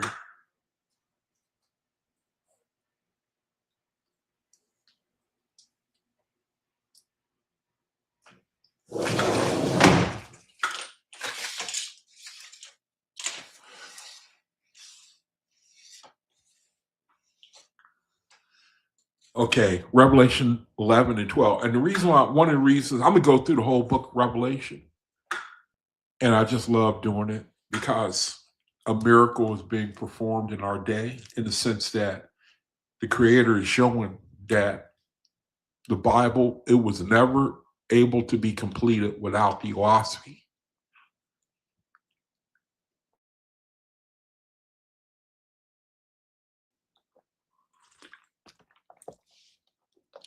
It can never be explained without the OAHSPE.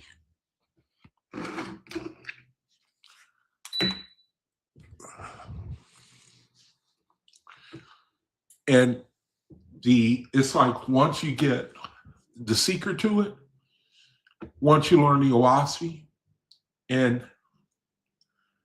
once you learn the keywords of the OAHSPE, and then everything else just falls apart. I mean, everything else just, like when you see fire in the Bible and you see fire in OAHSPE, and then, you just take the keywords of OAHSPE, apply them to the Bible, and the whole Bible just falls open right before your very eyes. It falls open right before your very eyes. So far as simplicity. Wait until I get into the 7 trumpets. Y'all gonna really love that. The 7 trumpets, man. The world, they look at it as gloom and doom, man. Oh, we're in trouble, man. A third of the animals died and the birds died and everything is dying, man. And you do not even know that The 7 trumpets have to do with like the removing of evil, removing, like dissolving it, like pouring bleach on dirt, just dissolving it, dissolving it. But false gods, they paint a picture. They always have to keep you in fear, man. And that is how they keep their kingdoms populated. They always got to keep you in fear. They got to keep you afraid, man. And that's 80% of Christianity. That's why people, they can't break from Jesus Christ. They cannot break from him because they're afraid. They're afraid of going to hell. The false gods, man. Revelation chapter 17, I think, talks about, oh, I forget which one. It talks about the dissolving of the false gods. Revelation is I'm gonna go through it. I'm gonna go through the whole book, from here on out. I'm gonna stay in Revelation, and then when I get finished with Revelation, I'm gonna go through the whole Bible using OAHSPE principles. I'm gonna go through the whole Bible. So I'm gonna have me some fun while I'm on the Red Star. I'm gonna have me some fun, brother. I want to undo a lot of the damage that I've done too while I was an Israelite and a Christian. Revelation 11 and 12. In the OAHSPE, Revelation chapters 11 and 12 are interpreted as the pivotal moments when the spiritual tide turns. It describes the end of the 3,000-year cycle of darkness and the beginning of the war in heaven that clears the way for the cosmic era. So dealing with the Ark of Bond. Then the lawgivers, the light givers, Moses, Capelia, Chene, Poe. Revelation chapter 11, the 2 witnesses. It says in OAHSPE theology, this chapter represents the testimony of the faithless during the long night of the false gods. Revelation chapter 11. Now, it's just I have to bring up Revelation chapter 11, read a little bit of it, and then come back to this right here. So let me bring up Revelation chapter 11, and we're going to read through it a little bit. Revelation chapter 11, King James Version. So we can familiarize ourselves with the terms that we're going to read about. Revelation chapter 11. Now, here we go with Revelation chapter 11. It says, and there was given to me a reed like unto a rod. Now, we looked at it before, but I want to go over it again because it's really pointing to where we are right now. Cosmic era, beginning of the cosmic era. The end of the Ark of Bond, beginning of the cosmic era. And it's basically telling us who we are and how the Creator is going, how things about oh shoot, I forgot my thought. I had a thought. It says, and there was given me a reed like unto a rod. The angel stood saying, rise and measure the temple of God and the altar of them that worship therein. But the court which is without the temple leave out, measure it not, for it is given unto the Gentiles, and the holy city shall they tread underfoot 42 months. And I will give power unto my 2 witnesses, and they shall prophesy 1,260 days, clothed in sackcloth. These are the 2 olive trees and the 2 candlesticks standing before the God of the earth. Now,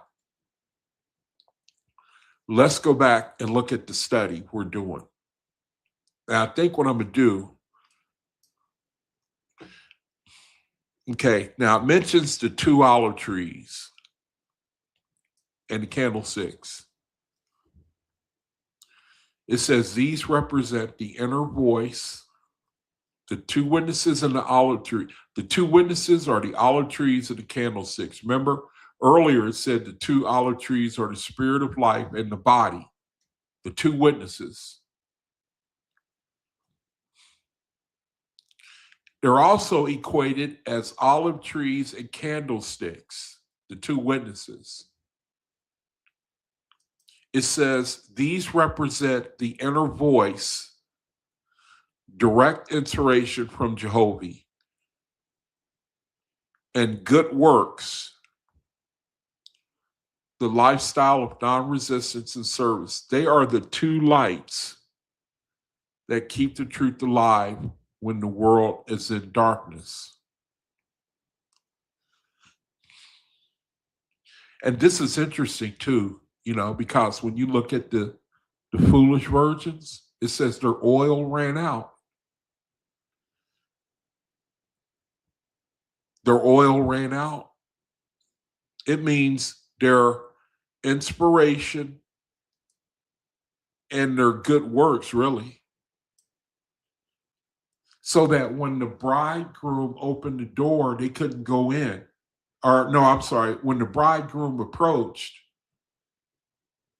their lights had run out. It said, if I'm saying it correctly, I think I'm misquoting it. It said that the call went out, behold, the bridegroom cometh. It said, and all those virgins arose and they trimmed their lamps, right? And then the foolish said to the wise, give us of your oil, for ours have run out. That's talking about their direct inspiration from Jehovah, and their good works have run out. They didn't have a lifestyle of non-resistance and service. It says the olive trees and the candlesticks, they are the two lights that keep the truth alive when the world is in darkness. So it's just giving a little synopsis of the terms it's used in Revelation 11. A little synopsis.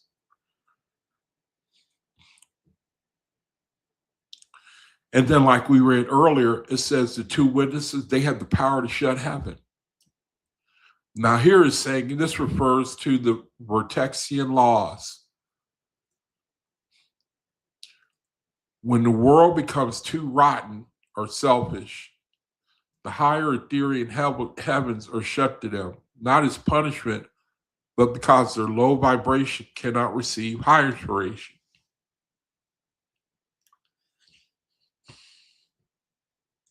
And this is a big stumbling block right here. This is a big old stumbling block, man. This is a big, big stumbling block right here. The Vortexian laws, man. When you, what's a good word for? When you, your spirit, our spirit, the things we do to our spirit,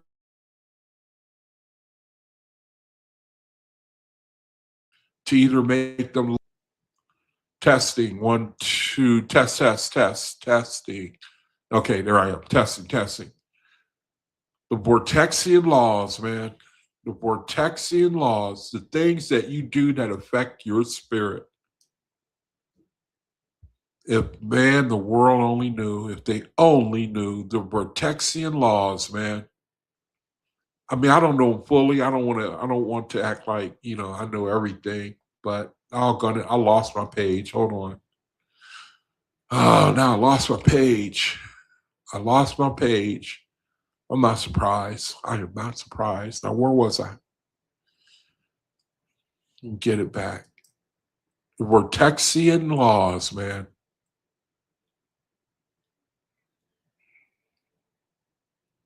Isn't that something? I lost the page. I'm not surprised.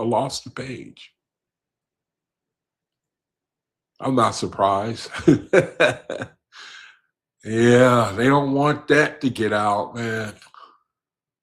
I can understand how false gods would want that to get out.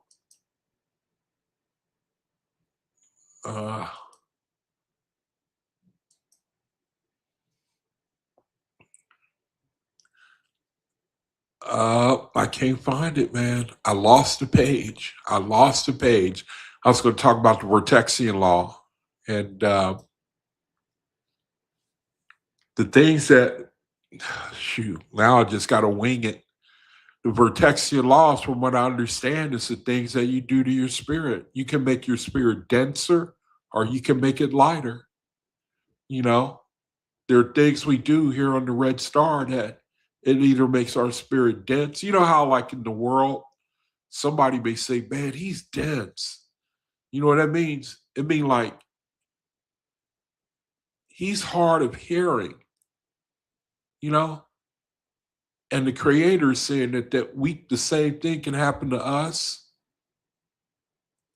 where there are things we can do that can make our light denser, if that makes any sense to anybody, where to make it hard for us to hear,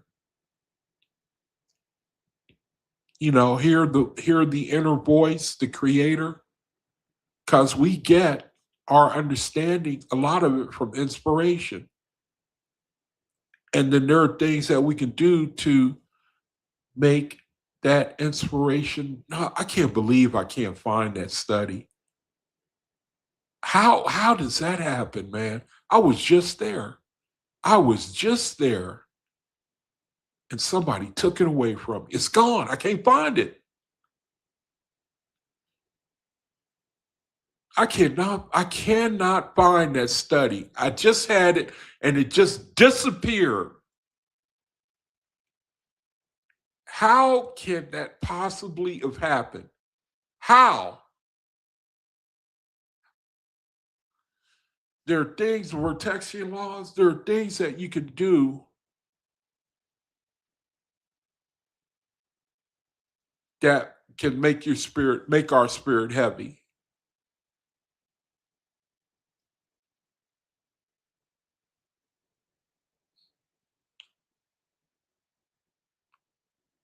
Nope, I can't find it.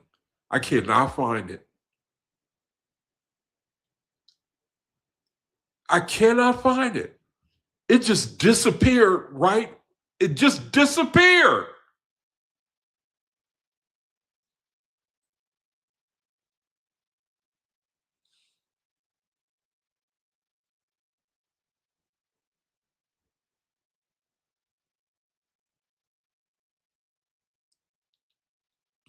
Okay, forget it then. I just move on.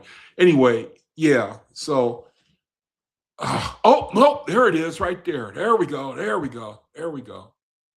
There we go.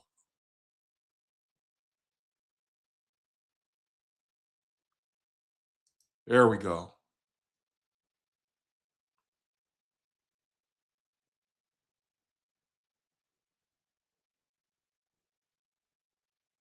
And you know what?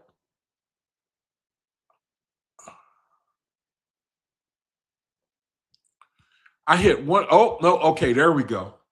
There we go. All right. The power to shut heaven. This refers to the Vortexian laws when the world becomes too rotten, selfish. The higher ethereal heavens are shut to them, not as punishment, but because their vibration cannot receive higher inspiration. And so the Vortexian laws have to do with things that it's a law, man. Just like it works, Vortexian laws, from what I understand, they work like gravity. It has nothing to do with sentimentality, with it's very impersonal. It's a law. Like, it works automatically. Like, you know uh let me see. It's automatic. If you do this, that this will happen. And so there are things that we can do that will make our spirit dense, and it will inhibit our ability to hear the creator. And because these are spiritual things, it's going to be hard for the world to hear it. And people don't learn until it's too late. Okay, Revelation 11, the death of the witnesses. The beast, which is materialism and false gods, eventually suppresses the faithless movement. Their dead bodies in the street signifies the time when true spirituality was mocked and replaced by empty rituals and dogmatic religion called spirituality, called Sodom and Egypt. Now, you might equate this with the last arc cycle with religion. I mean, correct me if I'm wrong, the advent of religion, the church, as a time when the dead bodies of the two witnesses was in the street. It signifies a time when true spirituality was mocked and replaced by empty rituals and dogmatic religion, spiritually called Sodom and Egypt. So you could say it's equal to a time when religion, it sprang up from the lawgivers and then it got hijacked by false gods. And for these last thousands of years, the two witnesses, the truth, it was dead in the street. And now the resurrection, which is the OAHSPE, the newest revelation, the spiritualism of the 1800s, represents the resurrection. In Revelation chapter 11, it says the two witnesses, after 3.5 days, they stood on their feet. It says this symbolizes the transition of cycles. We go from Archaban to the Cosmic era now. We're in the Cosmic era now. It says this symbolizes the transition of cycles. After a period of darkness, the Archaban, the spirit of light, the dawn of a new day enters the people. Where we are right now, the beauty, you just gotta love it, man. You got to you got to love it, man. What's going on right now? The only bittersweet thing is we can't really share this thing with anybody. Nobody's really interested in this type of. It's just a killer, man.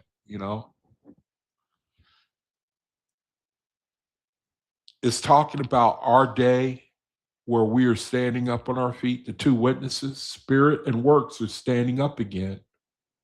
Spirit and works are and the faithless are called up to heaven. How do you like that? Meaning their grade is finally high enough to move into the ethereal realms. Now, I don't know if that's true. There's something about this, because I think that the second resurrection moves into the ethereal realms, and that us on earth, we go from here to the first resurrection, to the second resurrection, to the third resurrection, which is brides and bridegrooms. And it seems like they're trying to make it sound like you go from the earth to the ethereal realms, and that's not true from what I understand. That's not true from what I understand. But the fact that they are called up, it represents a separation. The separation that the Christians talk about, the wheat and the tares, that's another thing it's just a killer, man. They talk about the separation of the sheep and the goats, the wheat and the tares, the resurrection, the rapture. And it's happening right before their very eyes. It's happening right before their very eyes. Specifically speaking about what the one major warning of the OAHSPE is, to stop the worship of savior religions. Savior religions, intermediaries, is the cause of the biggest separation known to mankind. That's the one dividing line that is just, it's unmistakable. It's unmistakable. And it's creating a separation, a call to come out of her. Deity worship, intermediaries. That's the most powerful thing going on in the world today, and nobody cares. Nobody cares about it. Nobody could hear it.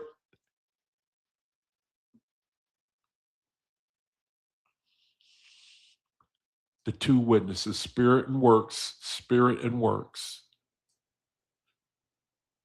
Spirit and works stand up again, and the faithless are called up to heaven, meaning their grade is finally high enough to move into the ethereal realms. Okay, now Revelation chapter 12. Revelation chapter 12, the woman and the dragon. This chapter is one of the most important in OAHSPE as it describes the clearing of the Earth's atmosphere, the clearing of the Earth's atmosphere. Now check this out. You guys are going to like this, man. Look at this. Look at this. The woman clothed with the sun. She represents the new church or the collective soul of the faithists. Y'all want to see something? Let's see what the Christians say. Let's see what they say. Let's see what they say. Who do Christians say the woman clothed with the sun is in Revelation chapter 12?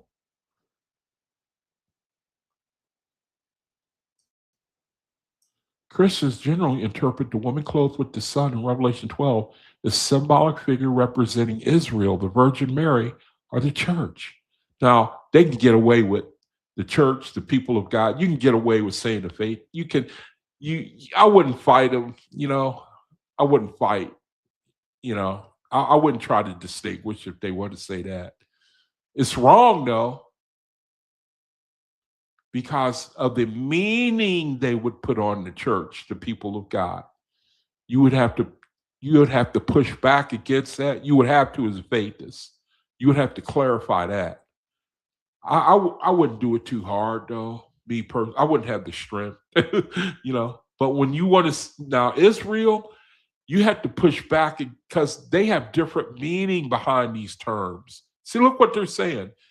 Revelation 12, the woman clothed with the sun is Israel, or the Virgin Mary. See? Now, I ask you, brethren, what would you say? What would you say to this? What would you say to this? Say, you walk up to somebody, you say, what does Revelation 12 mean according to the OAHSPE? You say, what does the woman under the sun mean? They say, Israel, the Virgin Mary, the church of the people of God. What would you say? I'm just asking you hypothetically, what would your answer be? I mean, I know what mine would be. You know what I mean? I'm just trying to put it to you.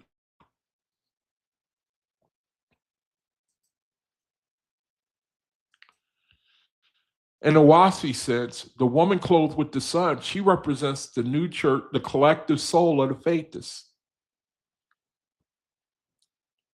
Being clothed with the sun, it means she is enveloped in the direct light of Jehovah, standing above the moon, the changing corporeal world. How do you like that? The moon is the changing corporeal world. You know how the moon changes stages?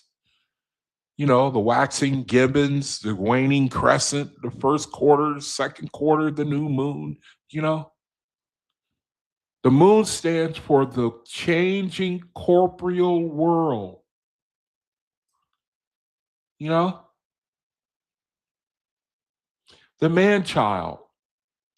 Who would you say the man-child is? The OAHSPE says this represents the new era of Cosmin, or the new race of people who will rule with the rod of iron, which in OAHSPE means unbreakable law of virtue and peace. Now, when you now see, look here. Let's find out. This is the spirit that's in the world. I bet you that when I say, what does the Bible mean when it says rod of iron? I bet you the definition is going to be something you can break somebody's back with. Why? It's not going to say it, but something harsh, like something you could break a guy's clavicle with, rod of iron. What? Let's see. Look at the vibration it's going to put on rod of iron. See, let's look at the vibration that religion is going to put on the rod of iron. It's probably going to have something to do with, they might get it right. Let's look. Let's see. What is the Christian definition for the rod of iron in Revelation chapter 12? Jesus Christ's absolute, unbreakable, and divine authority. Okay, well, you can let him slide on it. I mean, except for Jesus Christ, they say the rod of iron represents absolute. And the term kind of gives it away. It has to do with something that is solid, something that is stable. You know, let's see if we could, unbending authority. Okay, protection and guidance. Okay, they can get away with it. Their understanding. Rod of iron kind of gives it away. I was expecting a more harsh, something to use to break somebody's skull with, something like that. Christianity. The Messiah's dominion, judgment and truth, shepherds protect. Okay, they can get away with that one. You couldn't really argue. You know what I mean? Ultimate and divine authority. Okay, they can get away with that. You can let them slide on that one. It wouldn't be worth going back and forth on that. The rod of iron. The OAHSPE says it's the new race of people. That's where so that's the only difference is the OAHSPE, it says that faiths will be supreme in all the world. And this just kind of goes along with it. The new race of people will rule with a rod of iron, which in OAHSPE means the unbreakable law of virtue and peace. Okay. Now, the great red dragon mentioned in Revelation chapter 12, the great red dragon.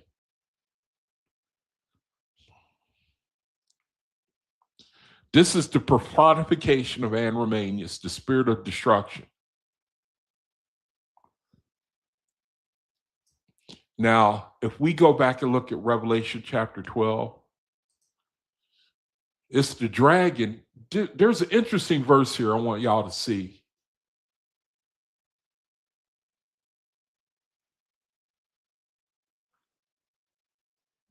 There's an interesting verse here about the red dragon. Check this out. Check this out. And there appeared another wonder in heaven. Behold, a great red dragon. There appeared another wonder in heaven. The great red dragon, having 7 heads and 10 horns and 7 crowns. What do y'all think those 7 heads, 10 horns, and 7 crowns mean? What do y'all think that means? The great red dragon, right? That's Andromanius. Another wonder in heaven, right? A great red dragon having 7 heads, 10 horns, 7 crowns upon his head. It all got to do with his authority, right? Right? See, now we know what this means. It don't even need to be broken down. You see, the Creator, he makes it easy now. You know what I'm saying? Look what he does to mankind. He draws 1/3 of the stars of heaven, right? The stars of heaven.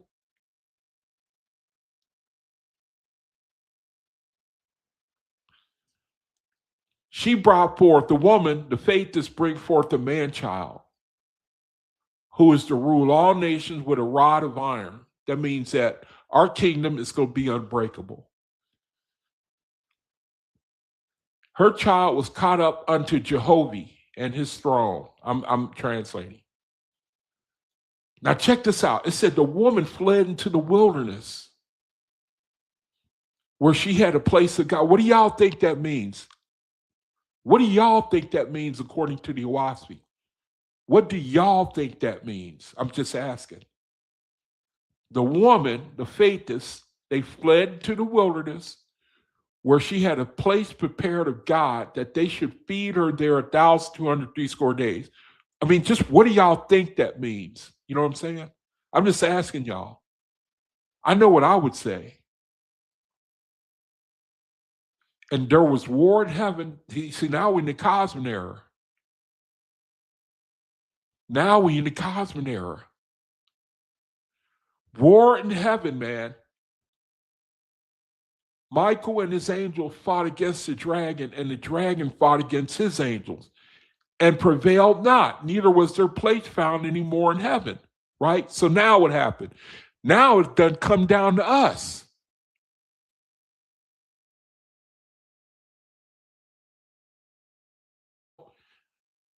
That angel said they was slugging it out up there in the spiritual. They was slugging it out. Remember, in the late 1990s, we got the message. They was slugging it out up there, or maybe even previous to that. And the angel was telling us, it's coming to you. It's coming your way. A storm is coming. And now it's here. It is here. Don't you know, if I may digress for a second, they probably going to pick up the war again in the Middle East. I don't know if y'all know, it's been a ceasefire. And the way the United States and Israel do business is when they taking a beating, they start begging for a ceasefire so they can reload. Well, now the ceasefire is over with. They're going to start slugging it out again.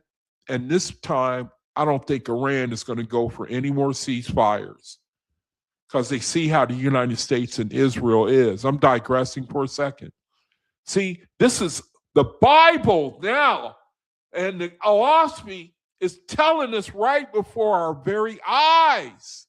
It's telling you about our world right now, man. So this weekend, the United States, they spent the ceasefire loading up. They sent like 2 more battle carrier ships over there, It's supposed to be a time where everybody just hang back, time out, right? Iran gave the United States a ceasefire, right? Like 2-week ceasefire or something like that, or however. The United States went and took the time to load up, make repairs, reload, send the ships back over there. Israel did the same thing. They were taking a pounding, so they were, when you're taking a beating, you want to try to, you try to wait till the end of the round, go back to your corner, your cornerman, and now the ceasefire is coming to an end. They done reloaded. The United States, Israel, they're going to pick it up again. Y'all going to be hearing about it in the news. See, the angels were cast out. There was war in heaven from way back, from what I can understand. The angels, they fought against the dragon. That means the righteous God or goddess fought against the angels and the dragon. And the righteous God or goddess and his or her angels fought against the dragon and Romanius or whoever you want to, Louis Mong or whatever, It says the dragon here in OAHSPE was Anne Romanius. So, and the dragon fought and his angels, and they prevailed not. Neither was their place found anymore in heaven. So heaven got cleared out. But what happened? The great dragon was cast out, that old serpent called the devil and Satan, which deceiveth the whole world, into the earth. Into the earth. He was cast out to the earth, and his angels were cast out with him. And that should help explain the destruction that's going on right now. That should help explain many faiths, they don't watch the news. I wish I was like y'all, man. I don't watch TV, but I can't live without looking at something, internet, or I can't live in total silence. I you know what I mean? I have to have some sort of interaction somewhere, And so I look at the internet. I keep up with geopolitical events. I like to try to see how the creator is moving. I like to see what he's doing. I like to know, man, because that's our only hope. We don't want to see these things, but we know they have to come to pass. Childbirth, very, very, it's a very intense, impactful situation.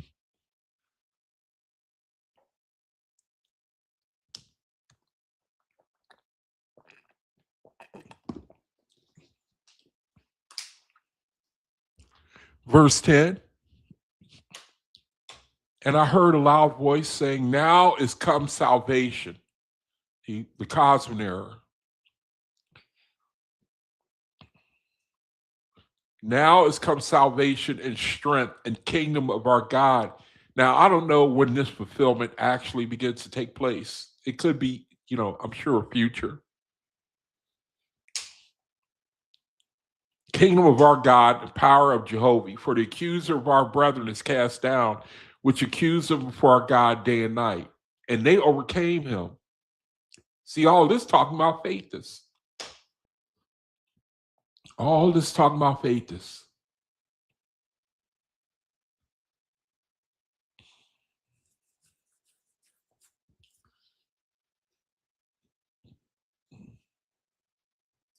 And when the dragon saw that he was cast into the earth, he persecuted the woman, and which brought forth the man child.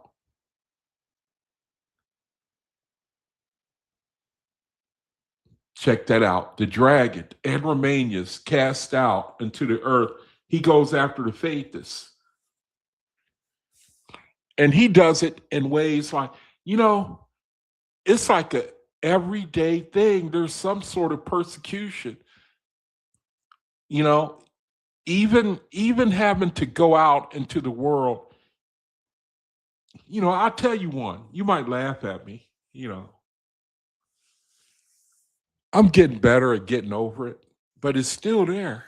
And I'm sure it probably affects other faiths.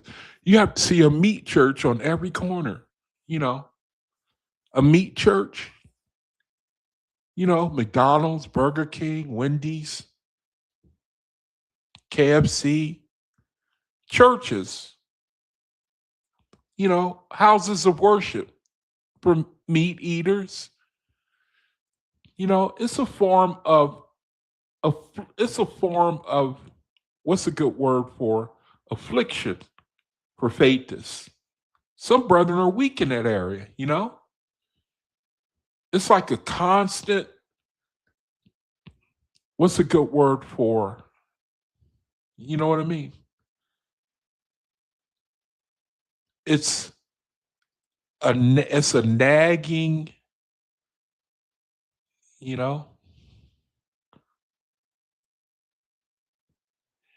and the situations of life, like when I was talking with my brother, situations of life meant to keep you to lower your spiritual grade. Things happening, misfortunes, unfortunate circumstances. I think these are things that false gods use to keep us to try to get us to operate on a low vibration, lower your spiritual grade, that sort of thing. The vicissitudes of life, they make you mad. Someone, they get on your nerves. You have to fight to overcome that. I look at these as things the false gods use to lock us into a low vibration. These are things that it's like the dragon, he persecutes the woman. But it says the woman was given 2 great wings of a great eagle, that she might fly into the wilderness and to her place where she is nourished for a time and times to have time from the face of the serpent. So it's kind of like it takes you from the Arkaban to the end, to the beginning cosmin, and then back again. And then, it says that the serpent casts out of his mouth water as a flood after a woman, that he might cause her to be carried away of the flood. So you could speculate that he's talking about religion, talking about Christianity, Hinduism, Buddhism, Islam, Muslim, it's all kinds of isms that you might subscribe to one or the other, anything but faithism, a whole flood. Now, I'm speculating. It says, and the earth helped the woman, and the earth opened her mouth and swallowed up the flood, which the dragon cast out of his mouth. Now, and the dragon was wroth with the woman. I don't know what that means. The earth helped the woman. I haven't looked at that. I will, though. It says, and the dragon was wroth with the woman and went to make war with the remnant of her seed, which keep the commandments of Jehovah and have the testimony of Jehovah. So I can look at this. I can dig into it later. It's time to end the video. It's time to end the video. I'm gonna pick up again on Revelation chapter 12. I kind of sped through it. I'm going to do it again. I'm going to go through it again. I'm going to go through the whole Revelation. I'm going to go through the whole Bible, since the Creator showed me how to read it now and how to get what he calls the hidden manna. Check this out. Check this. I'm going to show you one more thing. To him will I give to eat of the hidden manna, King James Version. Check this out. Check this out. Look at this. Look at this. Will you look at this? See, we're eating of the hidden manna. Look at this. Look at this. It says the phrase in Revelation 2:17 in the King James Version of the Bible, which says, he that hath the ear, let him hear what the Spirit saith to the churches. To him that overcometh will I give to eat of the hidden manna. That's what we're eating right now. We are eating that's the hidden manna. The Creator showing us the metaphysical nature of the Bible that he's done hidden from the world. The hidden manna. That's the hidden manna. See, look here. Let's ask this question. What does Christianity say the hidden manna is?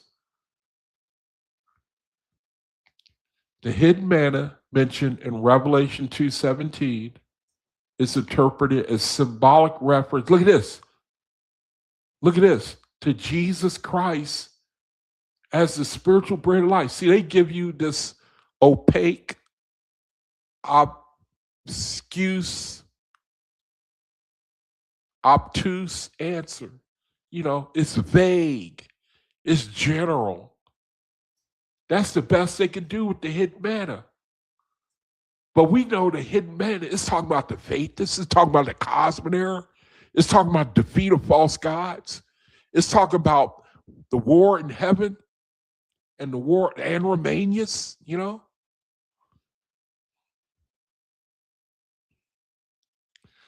So, time to close the video, brethren. If there's any brethren out there and you want me to send you a 6-volume set, all you got to do is contact me. I'll send you the 6-volume set of the OAHSPE for free. You can get it on Amazon. It's priced as low as it can go. And but if you're a little short, I can understand it. And I can also be contacted for if there are brethren who are struggling one way or another, your finances, your food, or don't be afraid to contact me, man. And then we can use this platform. If we got a brother or sister in trouble, this platform, you can use this channel. I'm telling you, if somebody sees this video and we come into a time, man, and in Australia, they got like 30 days of fuel left? Now, imagine you can't cook, you can't drive, you can't see. You know, the Creator may get us to a position where we're going to need each other, man. I mean, we're supposed to be a community, you know, and it could get to a point where some of us going to start struggling with the things that's coming our way, and we may need help. I mean, for real, man, and we should all think about that. So this platform can be used. If somebody, you can contact me privately, you know, and I know how to cry out, man. You know, if I can't take care of it, if I can't take care of the situation myself, and I ain't afraid to do it, you know. So I'm just trying to be for real. You know, we in a situation in the world where we don't know what these people going to do. We up under them for right now, man. You know.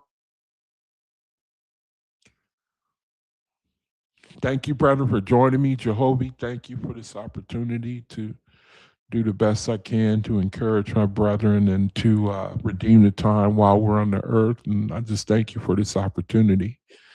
We don't know what's coming our way. We ask for our shars to strengthen our shars so they can inspire us. They can tell us which way to go. Jehovah, we delight to be thy servants and to serve thy brethren. Ask for power to continue to do the same. Ask for wisdom, peace, knowledge for our loved ones, that they would come into the light of thy understanding, and that, Jehovah, you would, for any who are overseas and just scatter all over the world, and they're going through it right now. And I just pray that we over here in Guatemala, we can do our part to begin the plan that you have for us to bring the light of the OAHSPE to the world. So, Jehovah, thank you for this opportunity again to be a light and to do our best, for us all to do our best to redeem the time while we're on the earth. And we give thanks and pray in your name. So let it be. Brethren, thank you for joining me Tuesday and Friday, same time, Creator willing. I'll be back. And until then, Creator be with you, bless you. Peace be unto you. Shalom.